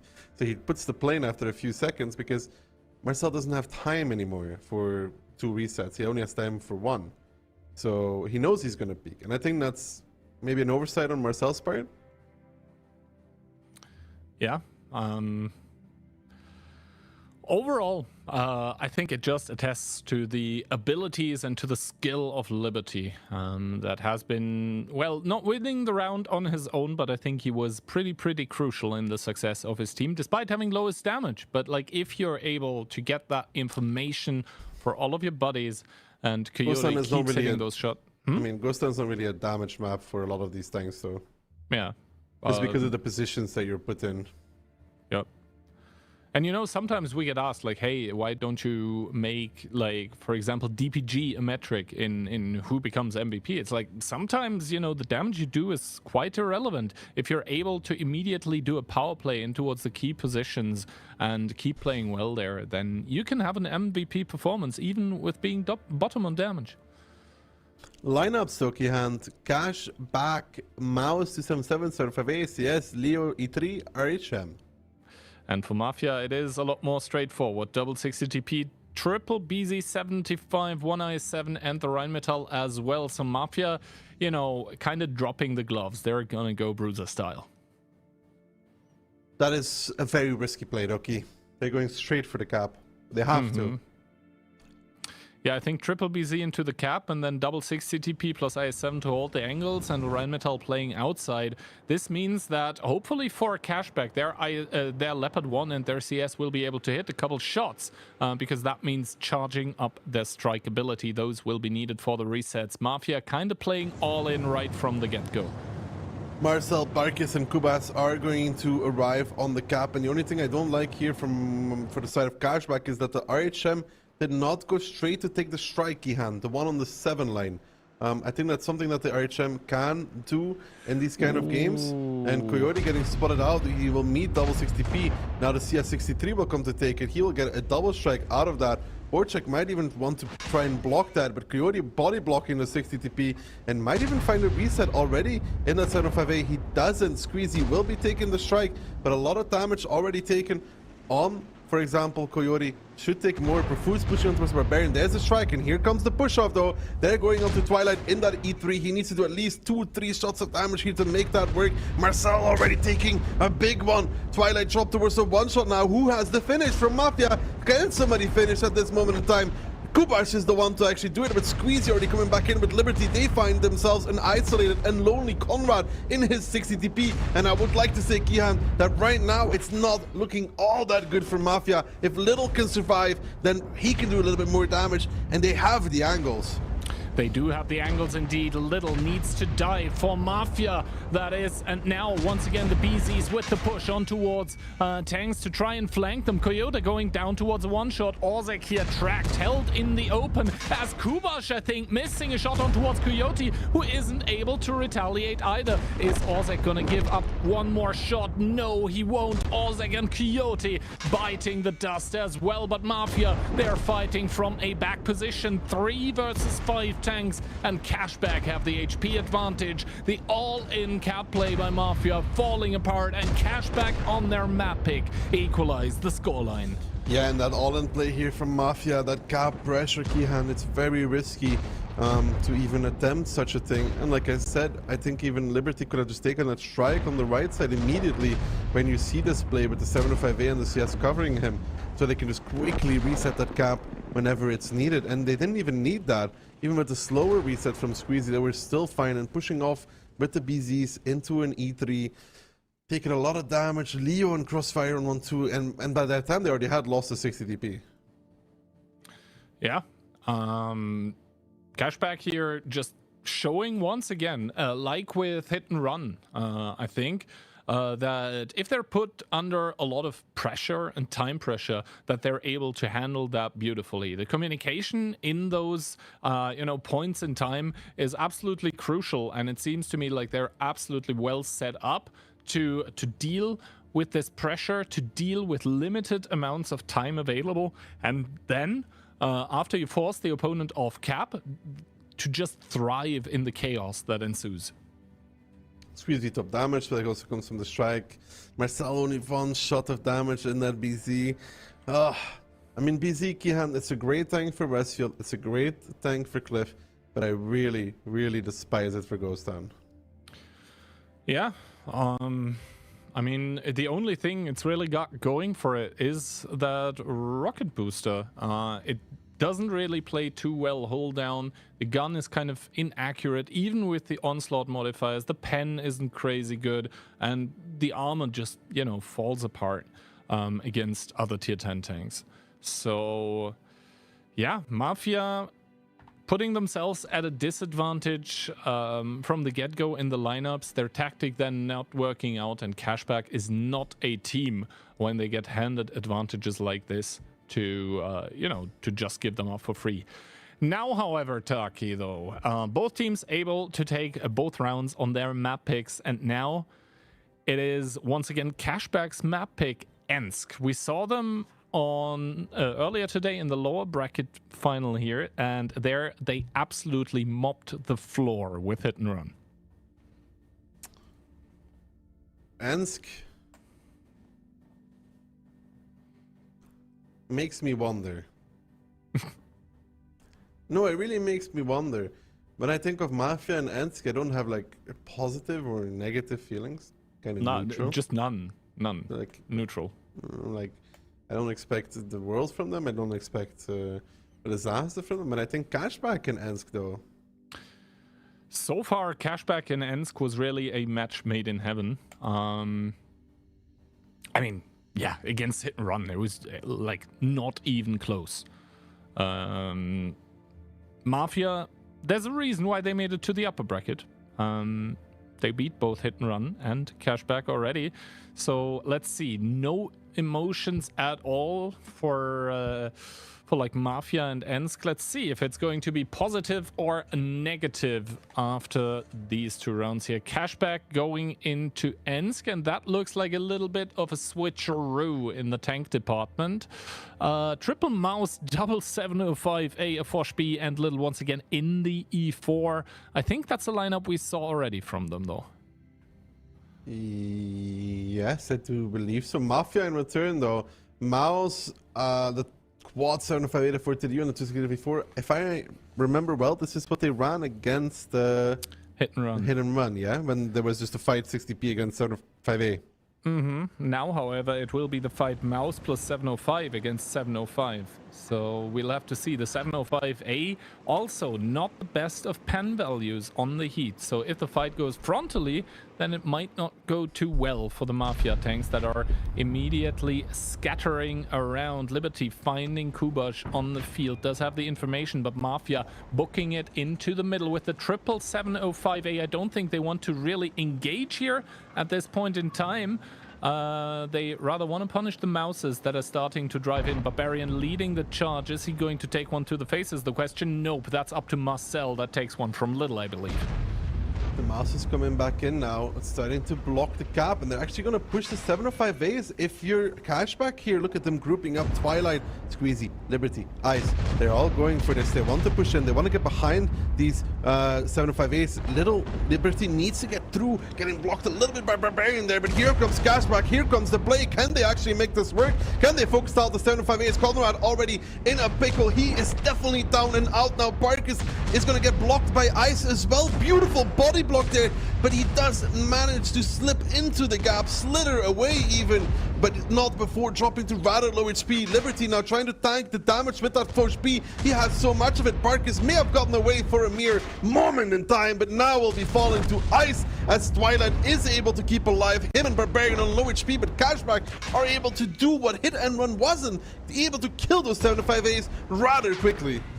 Indeed, just more tanks in the fight for Cashback, and that is translating in towards a gun advantage. Mafia unable to withstand this absolute pressure that Cashback is putting with those Mouses, able to get the Fosh B into the fight immediately, and Kubash with the 430U just completely out of it. He was trying to take the point of interest, he was trying to take the spotting tower, expecting a very long match, but Cashback with the different plans here. Immediately the engage exploding out of that southern spawn of Ensk, and they do find victory here. So the positive emotions both of us have when we are talking about Cashback and Ensk, they are continuing.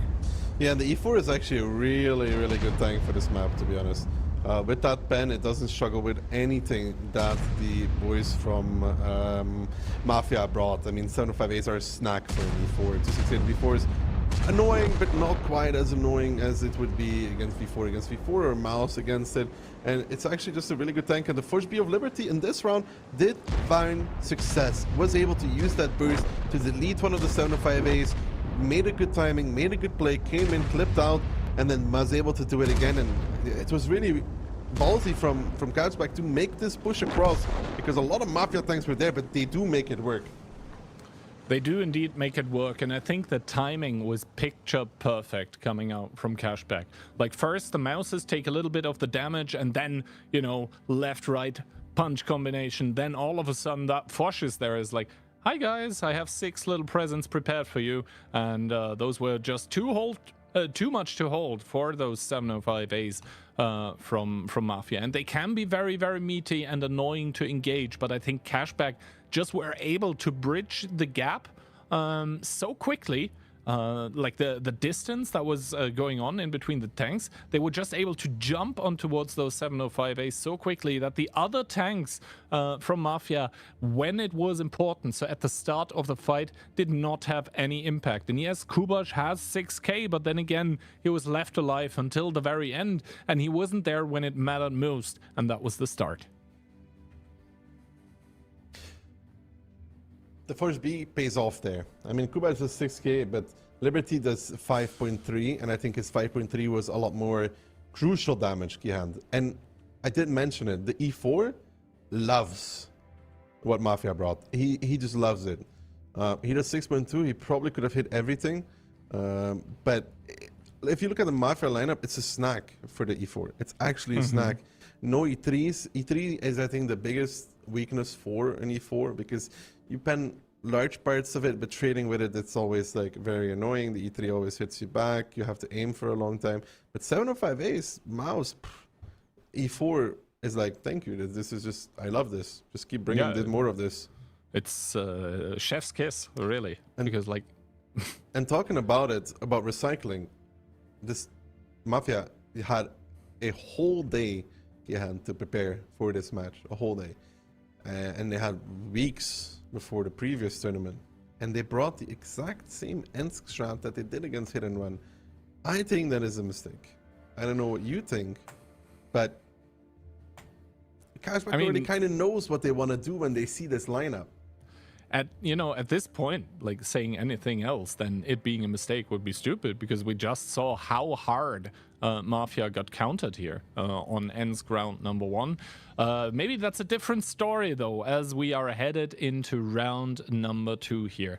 Stakes are extremely high in between both of those teams. And obviously, I think Mafia, it is clear to everyone that they need this second Ensk round. They don't want to let Cashback on towards that match point now. No, and it's a big remontada from Cashback. He had 3 consecutive rounds now. Makes you a little bit worried for Mafia. They had a really good start on Pilsen, man. But I think they also, well, not lucky, but their preparation there was a counter to what Cashback was doing with those super heavy compositions. But now on Ensk, they're struggling a bit more. Cashback, though, signature playstyle on Ensk Nord, Mouse, 705A, 268 V4, E3, E4, VZTD, RHM. And for Mafia, we do see the Mouse, the 705A ×2, the V4, the E3, the E4, and the Rheinmetall. So once again, both of those teams, I think, probably voting green as they once again recycle. But I like this recycle from Cashback though, because this one has actually worked consistently. VZTD has been working for them. I think even they beat Hit and Run with a similar setup in OLC2. And like overall, this lineup has a lot of potency and it can do more than one thing. Barbarian actually takes a shot on the crossing there in the VZTD. Well, it happens, I guess. Now, how does Mafia play against this key? That is the big question. Mafia, first of all, taking a big shot of damage in the person of Barkis. That was probably Twilight or Little. Once again, those E3s, E4s, they have the same kind of gun, and that gun just loves shooting at super heavy tanks. Barbarian, once again, in that WZTD, getting sent towards the A0 corner as Liberty is going to take the information tower, lighting up every single tank on the Mafia lineup. That does not, that isn't a big problem for YOLO though. He's able to retake the strike there, I think, and obviously no tank from Cashback is there to prevent this.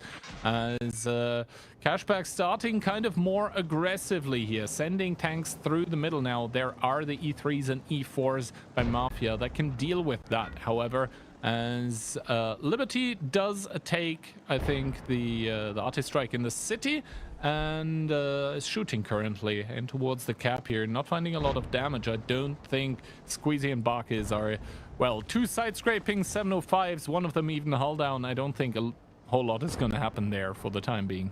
No, that's going to be just a stalemate. But this is a very slow Ensk hand, and it's going to stay a very slow Ensk because both teams currently are very aware of their posture and are putting themselves in back positions, not wanting to get caught out. Coyote, the only one capping. He will also be spotting the crossing. A0 is not able to get killed whatsoever. There's no chance. And I don't know how you crack open this, like, from either side.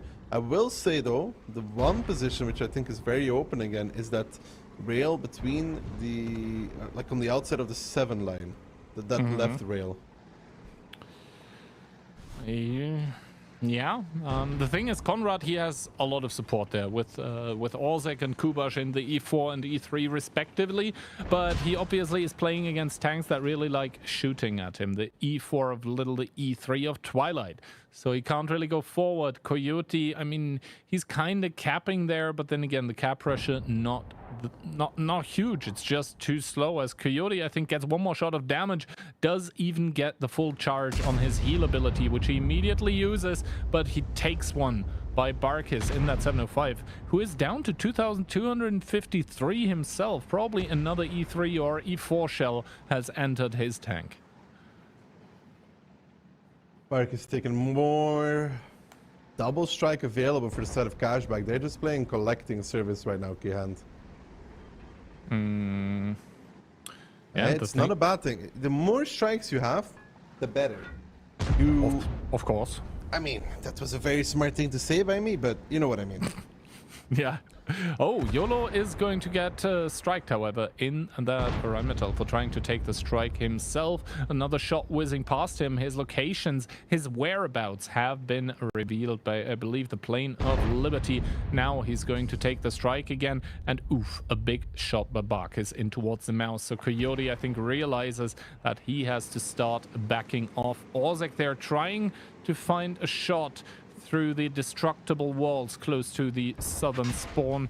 Doesn't really seem to find one right now. Barkis only hitting the track of the mouse, and YOLO is going to secure the arty strike that's out and open in the green as Squeezy is spotted for this push. He's going to take a bit more map control. He's going to force some more reactions from Mafia. Squeezy takes the inside position. That is full info on rotation. I feel like Mafia is just slowly but surely getting pressured back right now. Two-line could be taken now as well if they opt for it for the side of Cashback. They can start pressuring away this J1 to 16v4. Like they can pressure him close to the wall where he can't watch anything anymore. And right now I will say that I would prefer the positions of Cashback at this moment in time, even with slightly less HP, because, well, this simply is just superior. We have control, info, you have the cap pressure now starting again as well, and I think that they are able to even take, for example, one more tank into the city and really pressure down that advantage towards the H line. And when they do that, I really don't see where Mafia is able to respond to it. We'll have to wait and see how exactly they respond. First of all, Liberty was taking another strike, and that is currently the name of the game for both teams, being able to secure most of the strikes. However, obviously the fact that the one on the field is currently later in the recharge cycle than the one in the city means that every single time that YOLO, for example, goes to pick up a strike, he's going to take one to the face from Liberty, meaning that effectively he's going to be losing HP on a tank that realistically doesn't really want to lose a whole lot of HP. Now the strike is up once again on the green. YOLO has a strike. But YOLO has one, so they would either need to use it on YOLO or bring a different tank there. That obviously is pretty difficult, simply because the full info on the rotation is there. He got 700 out of it. He's going to take 350 in return, I think. Yeah, but he's winning though, you know?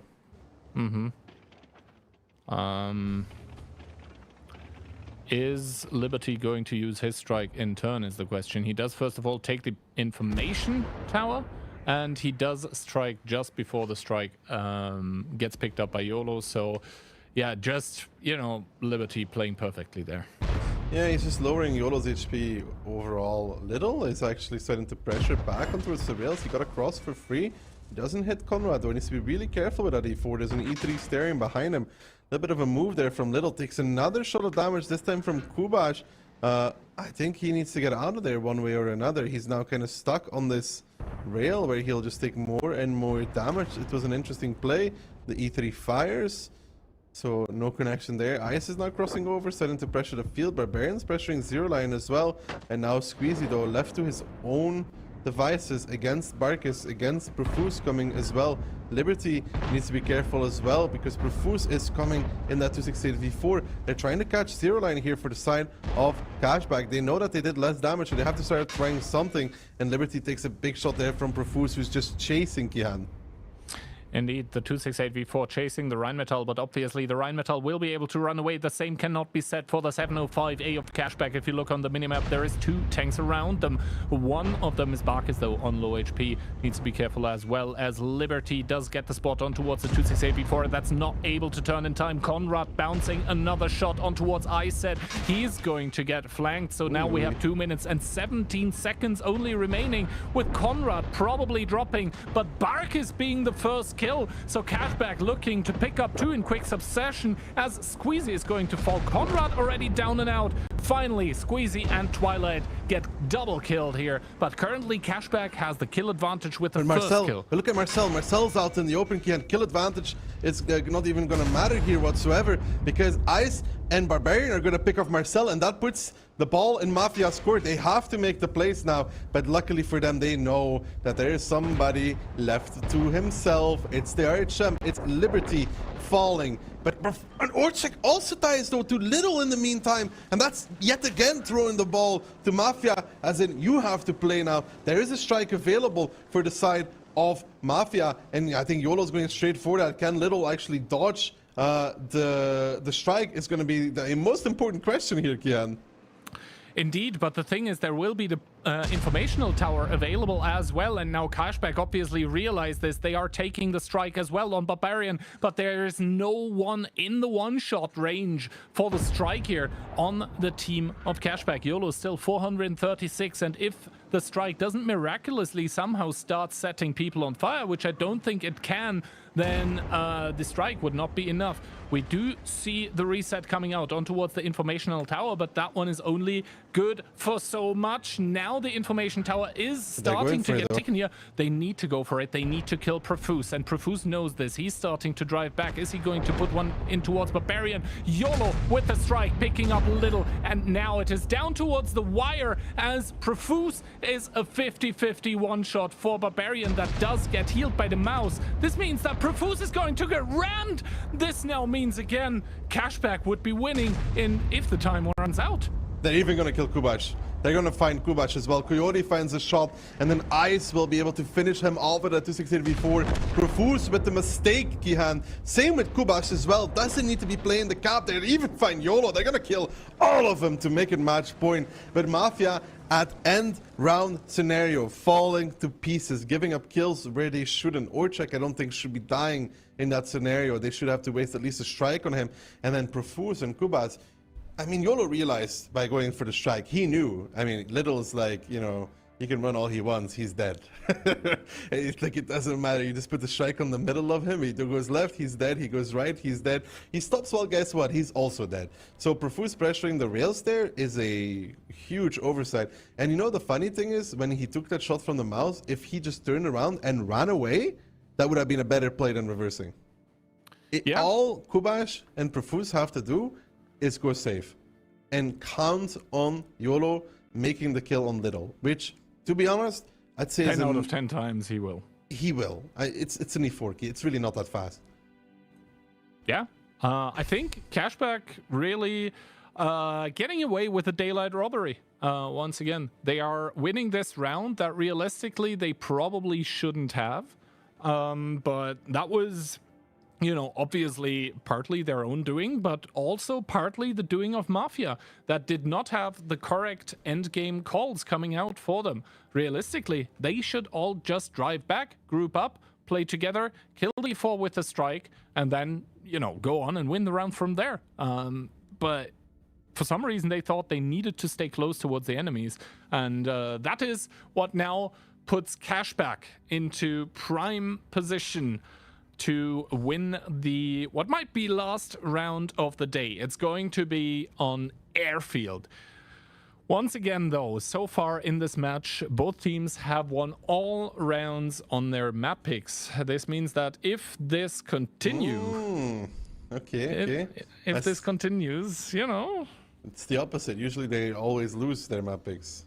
Yeah, I mean, today the laws of best of 9 seem to be different, at least in this grand final here. But yeah, assuming this trend continues, then we would be heading towards tiebreaker. But currently, we are headed towards Cashback victory because, Well, winning both on airfield is kind of a tough ask, in my opinion.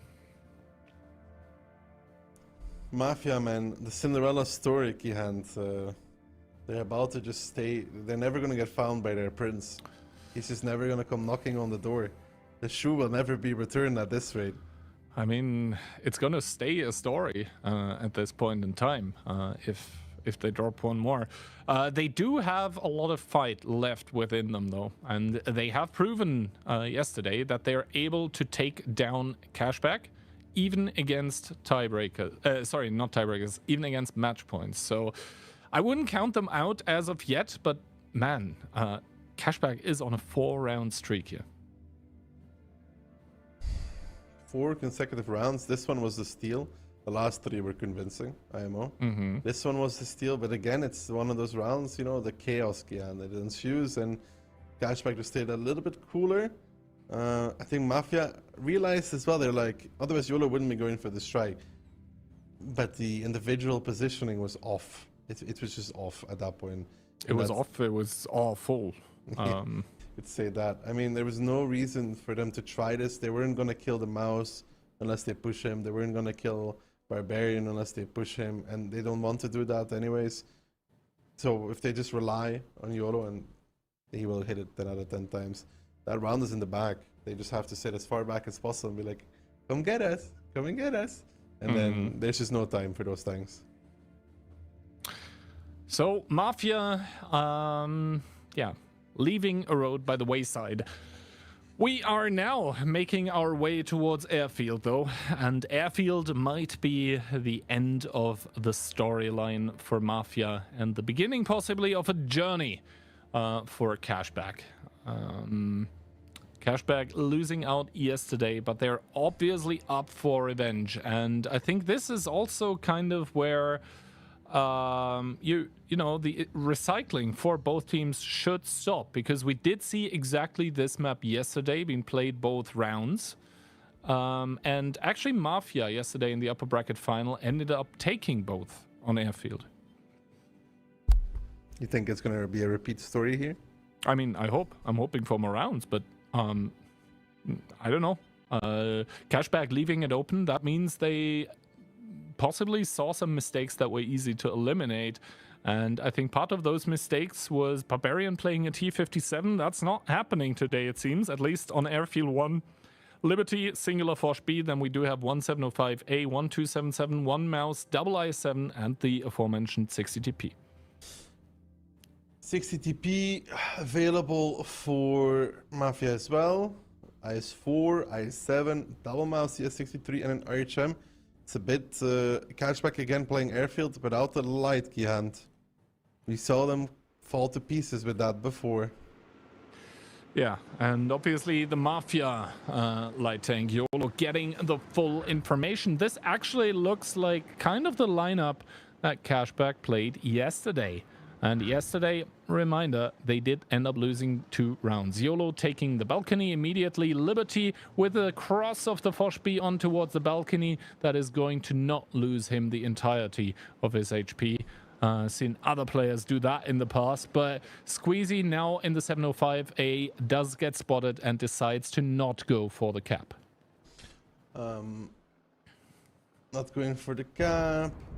But that would be just a very aggressive play in the beginning. Ooh, they have ice taking the B-line delay, though, by the looks of things. Look at that C2 277 key hand. It's a bit of a change compared to yesterday. And I don't know if Mafia expects this whatsoever. I don't think so.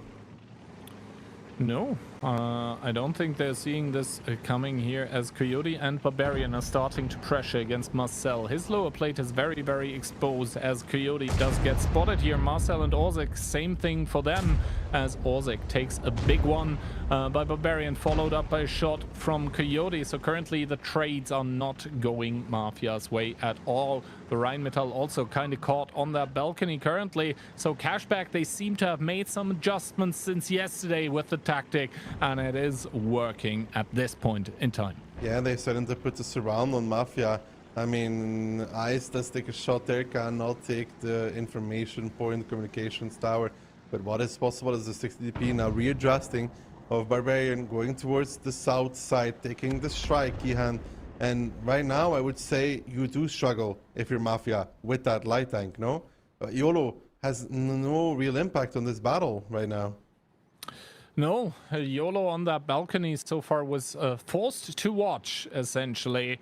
As you know, Cashback was building pressure with the Cap Liberty, now getting spotted out. I think that was probably plain or point of information, but realistically YOLO is not having a big impact, and that is a problem for Mafia, because YOLO cannot really contribute in the shootout either. He has low alpha, he doesn't have armor, and I think Cashback is realizing that, hey, right now we've done more damage, we just need to keep the pressure high and then let Mafia make the mistake that leads to their demise. They also have strike control, so they know that they're able to take that time and time again. Barbarian lets off a blind shot, will not connect. Squeezy pressuring the cap slightly, at the push B on the balcony. How does Mafia get back into this again? Because right now, there's a grouping. There's also a lot of damage being taken on Profuse in the IS-7. 2 shots from the first B. And Mafia now coming to make what seems like a last-ditch effort to make a play here. But don't forget, there's this tank on the B line. It is a 277. Barcel coming in with the ram. There's quite a lot of damage, to be honest, with that mouse extra. The CS is pressuring B line together with the RHM. YOLO already down towards the one-shot, 341. He's going to sacrifice his life for the CS of Kubash to actually pick up Ice, but now Coyote coming back in. Squeezy, Liberty, Little already there. Aka coming in the background as well as Coyote finishes off YOLO. Ice will fall against Kubash, but now can Cashback take this advantage and thanks to a fruition in this battle as they're trying to get in with everything. Little still trying his best. Liberty with the 4 shots, not able to really clip out right now. He's getting body blocked a little bit by Profuse, but as he finally turns around, they should be able to make the kill there, and Mafia will be down in HP, but even on tanks. Even on tanks indeed, but Conrad gets another kill on towards one of the mouses, and that now leaves 5 guns available for Mafia here. Kubash not in any immediate danger of dying with that CS63, able to stay safe currently, and now Mafia with the last-ditch effort, currently also higher in HP again, starting to push on towards Little and Liberty. They realize as soon as the Foch B comes back online with the clip, that would be a huge disadvantage for them. Shots going in towards Squeezy, who was on fire, but not in a good way. Marcel there with the bounce, and now Little comes back in here with Liberty in the Foch B reloaded. Bark is starting to reverse here, doesn't take too much damage from the Foch that only now activates its ability. No one shooting it at the moment, so no damage gonna get healed back. Aka looking like he will get picked up, possibly. This is on a nice edge, but Mafia, they seem to be balancing on it. They do seem to be balancing on it. Aka now dropped towards a one-shot by the strike from Kubash. Marcel finds the kill. Squeezy against Conrad seems to be going the way of Squeezy in that 705A, but the mention of that Foch B right now, he's not able to do too much. He is having a few shots available, but now on reload, as we lose Little, it is 5 tanks from Mafia versus just 2 from Cashback. It all looked to be going so well for them, but they were just not able to use that extra tank to their advantage. Indeed, and now Barkis shuts down Liberty as Marcel is starting to help out Conrad. That still is getting face hugged by Squeezy. Another bounce shot here, and a good gun block coming out from Conrad here. So the micro plays are also there by both teams, but obviously 4 guns or 5 are enough for a singular 705A. And Mafia say to the god of death, not today.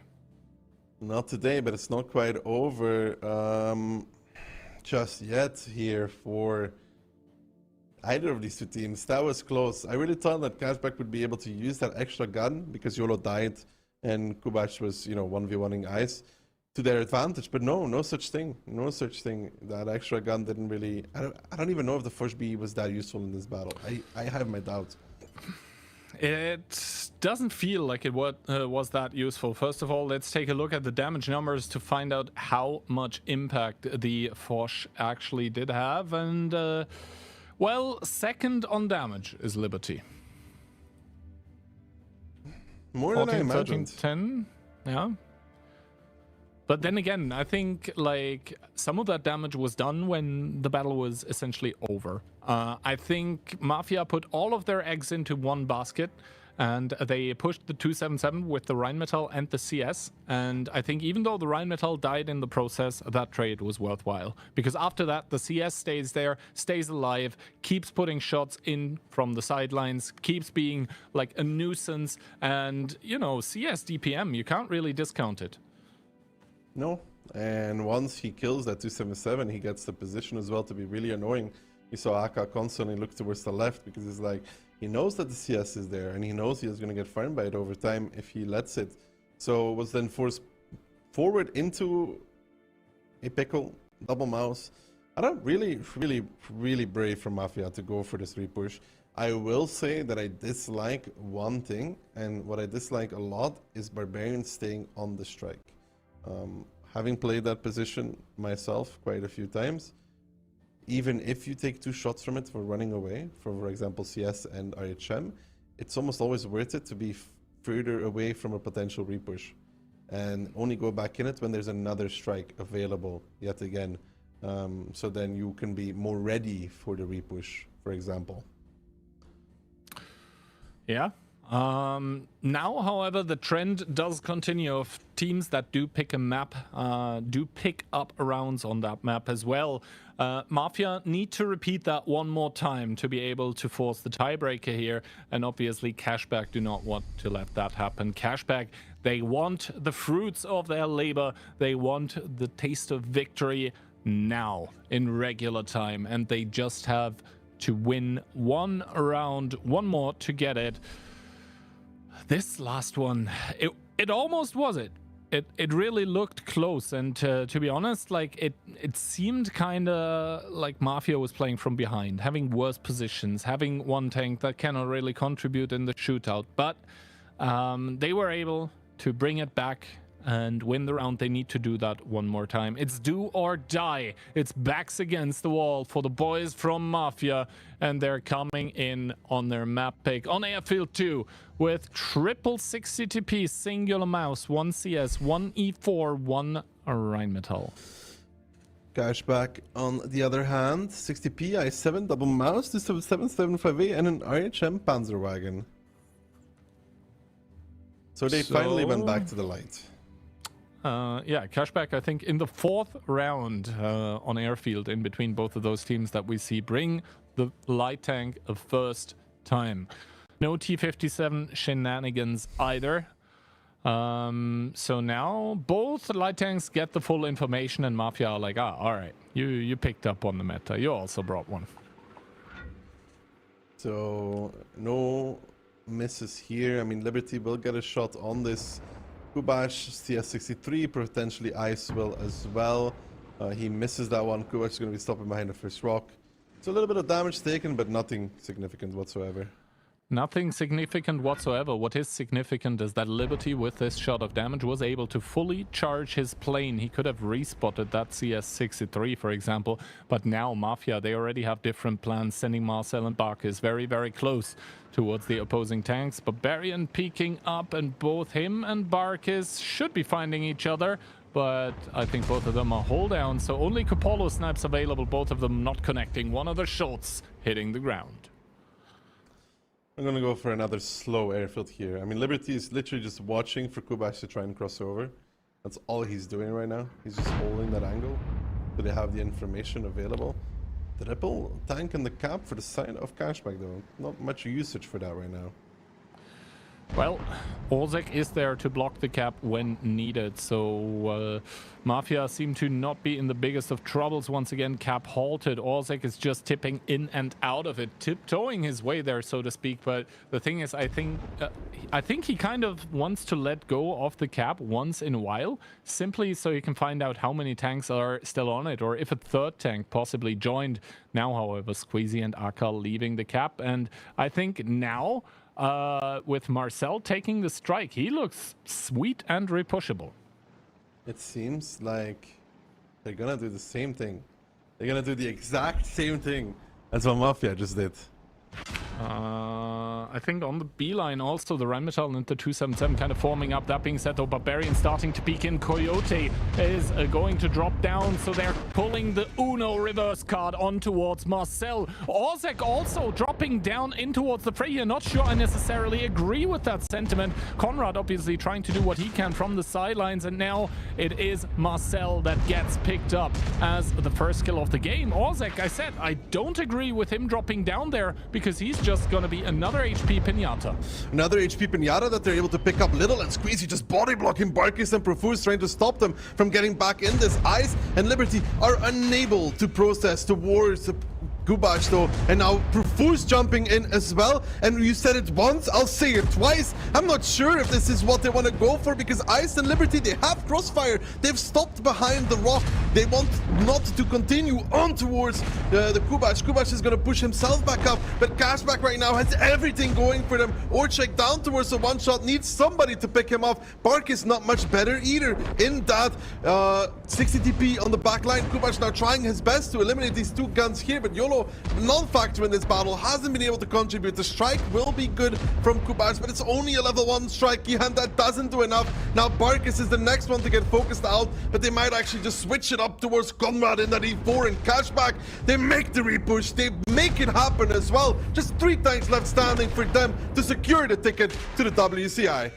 Indeed, Mafia here crumbling under the pressure, and Cashback are able to break the trend. They actually do secure a round on the opponent's map pick. 4 tanks alive and standing. YOLO getting completely bullied by the mouse here. Does a somersault, but not one of celebratory nature, as Barbarian takes one more strike by Kubash, but it is Aka to fire the victorious shell in the grand finals, and Cashback are going to secure victory.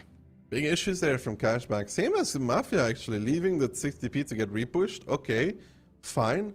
But dumping back in, when you have this, for them, they really didn't have to. Ice was way further forward in his position last time in the 277 than Kubash, and they really punished the CS and the 277 and the RHM. They punished them really, really, really hard. So Orchek really committed in for no reason, because they were much better positioned for the repush. They just had to blast the B line and then let Kubash play the game. And Kubash will slowly kill them all. But they didn't do that. They went back in, and that was not good. Yeah, so I think the nerves a little bit at the end failing for Mafia, and we do see YOLO not having a good last battle here, but it probably wasn't even him. It was the decision making by Orzek in that mouse to go in to support a lost cause, and the lost cause was Barkis that was down there, down and out already. Yeah, so, I mean, Cashback, probably last game, we're like, all right, repushing, that seems to be good, noted. Oh, you're making a tank repushable there. Let's just do the exactly same thing. And Aka pulling a number on them, 6 kills, 6k and 3 kills to his name. Yeah, beautiful stuff, and obviously we do see the completed tournament bracket for the weekend here. Yesterday in the upper bracket semis, Mafia was able to best hit and run, and also able to beat Cashback in the upper bracket final, knocking both of those teams down to the lower bracket, where they then met, and Cashback was able to completely mop the floor with hit and run, and now in the grand final, Cashback bringing it home. Bringing it home, well deserved. They made it happen. Not an easy road for them whatsoever, but nonetheless, they make it home. They have done what they needed to do. They're probably very happy. They would have liked to win the last tournament, Gihan, but I think they'll be pretty happy winning this one too.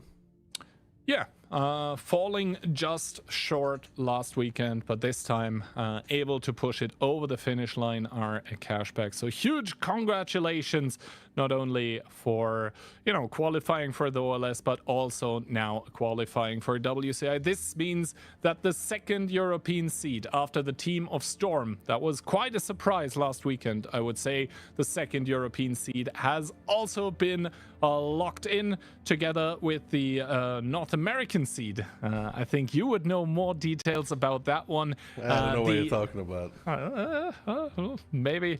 And then also just to complete the information here, for APAC it's going to be once again Triple MC or MMFC, Mori-chan. And for China we also have one seed already confirmed, that is Xihong, the winners of the WCL Summer Split, and the last team for the WCI that is going to be a second Chinese team. That's going to be confirmed later in the year. They obviously can confirm it a little bit later because big surprise to absolutely no one, Chinese people don't need visa for China. Neither do I. Neither do I, actually. Regulations changed.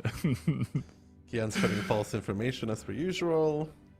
What? No, I needed last year. I'm not gonna need this year. Anyway, that is going to be pretty much all she wrote for this weekend from us. It is obviously up to me now to thank everyone that participated in the streams. This means you, Ducky. Thanks also Morph. He's probably still watching there in the background. He is the one that is going to prepare the replays for when we are done. But yeah, thanks also, huge thanks go towards the players, to 360 as well for organizing the WCI later this year, to all the people behind the camera, and the biggest thanks of all obviously goes to you, dear viewers, dear players. Without you we wouldn't be doing that. And yeah, I'm going to shut up now, and I'm going to leave the last words to the man beside me that we are going to raid, where you can claim the drops if you haven't already.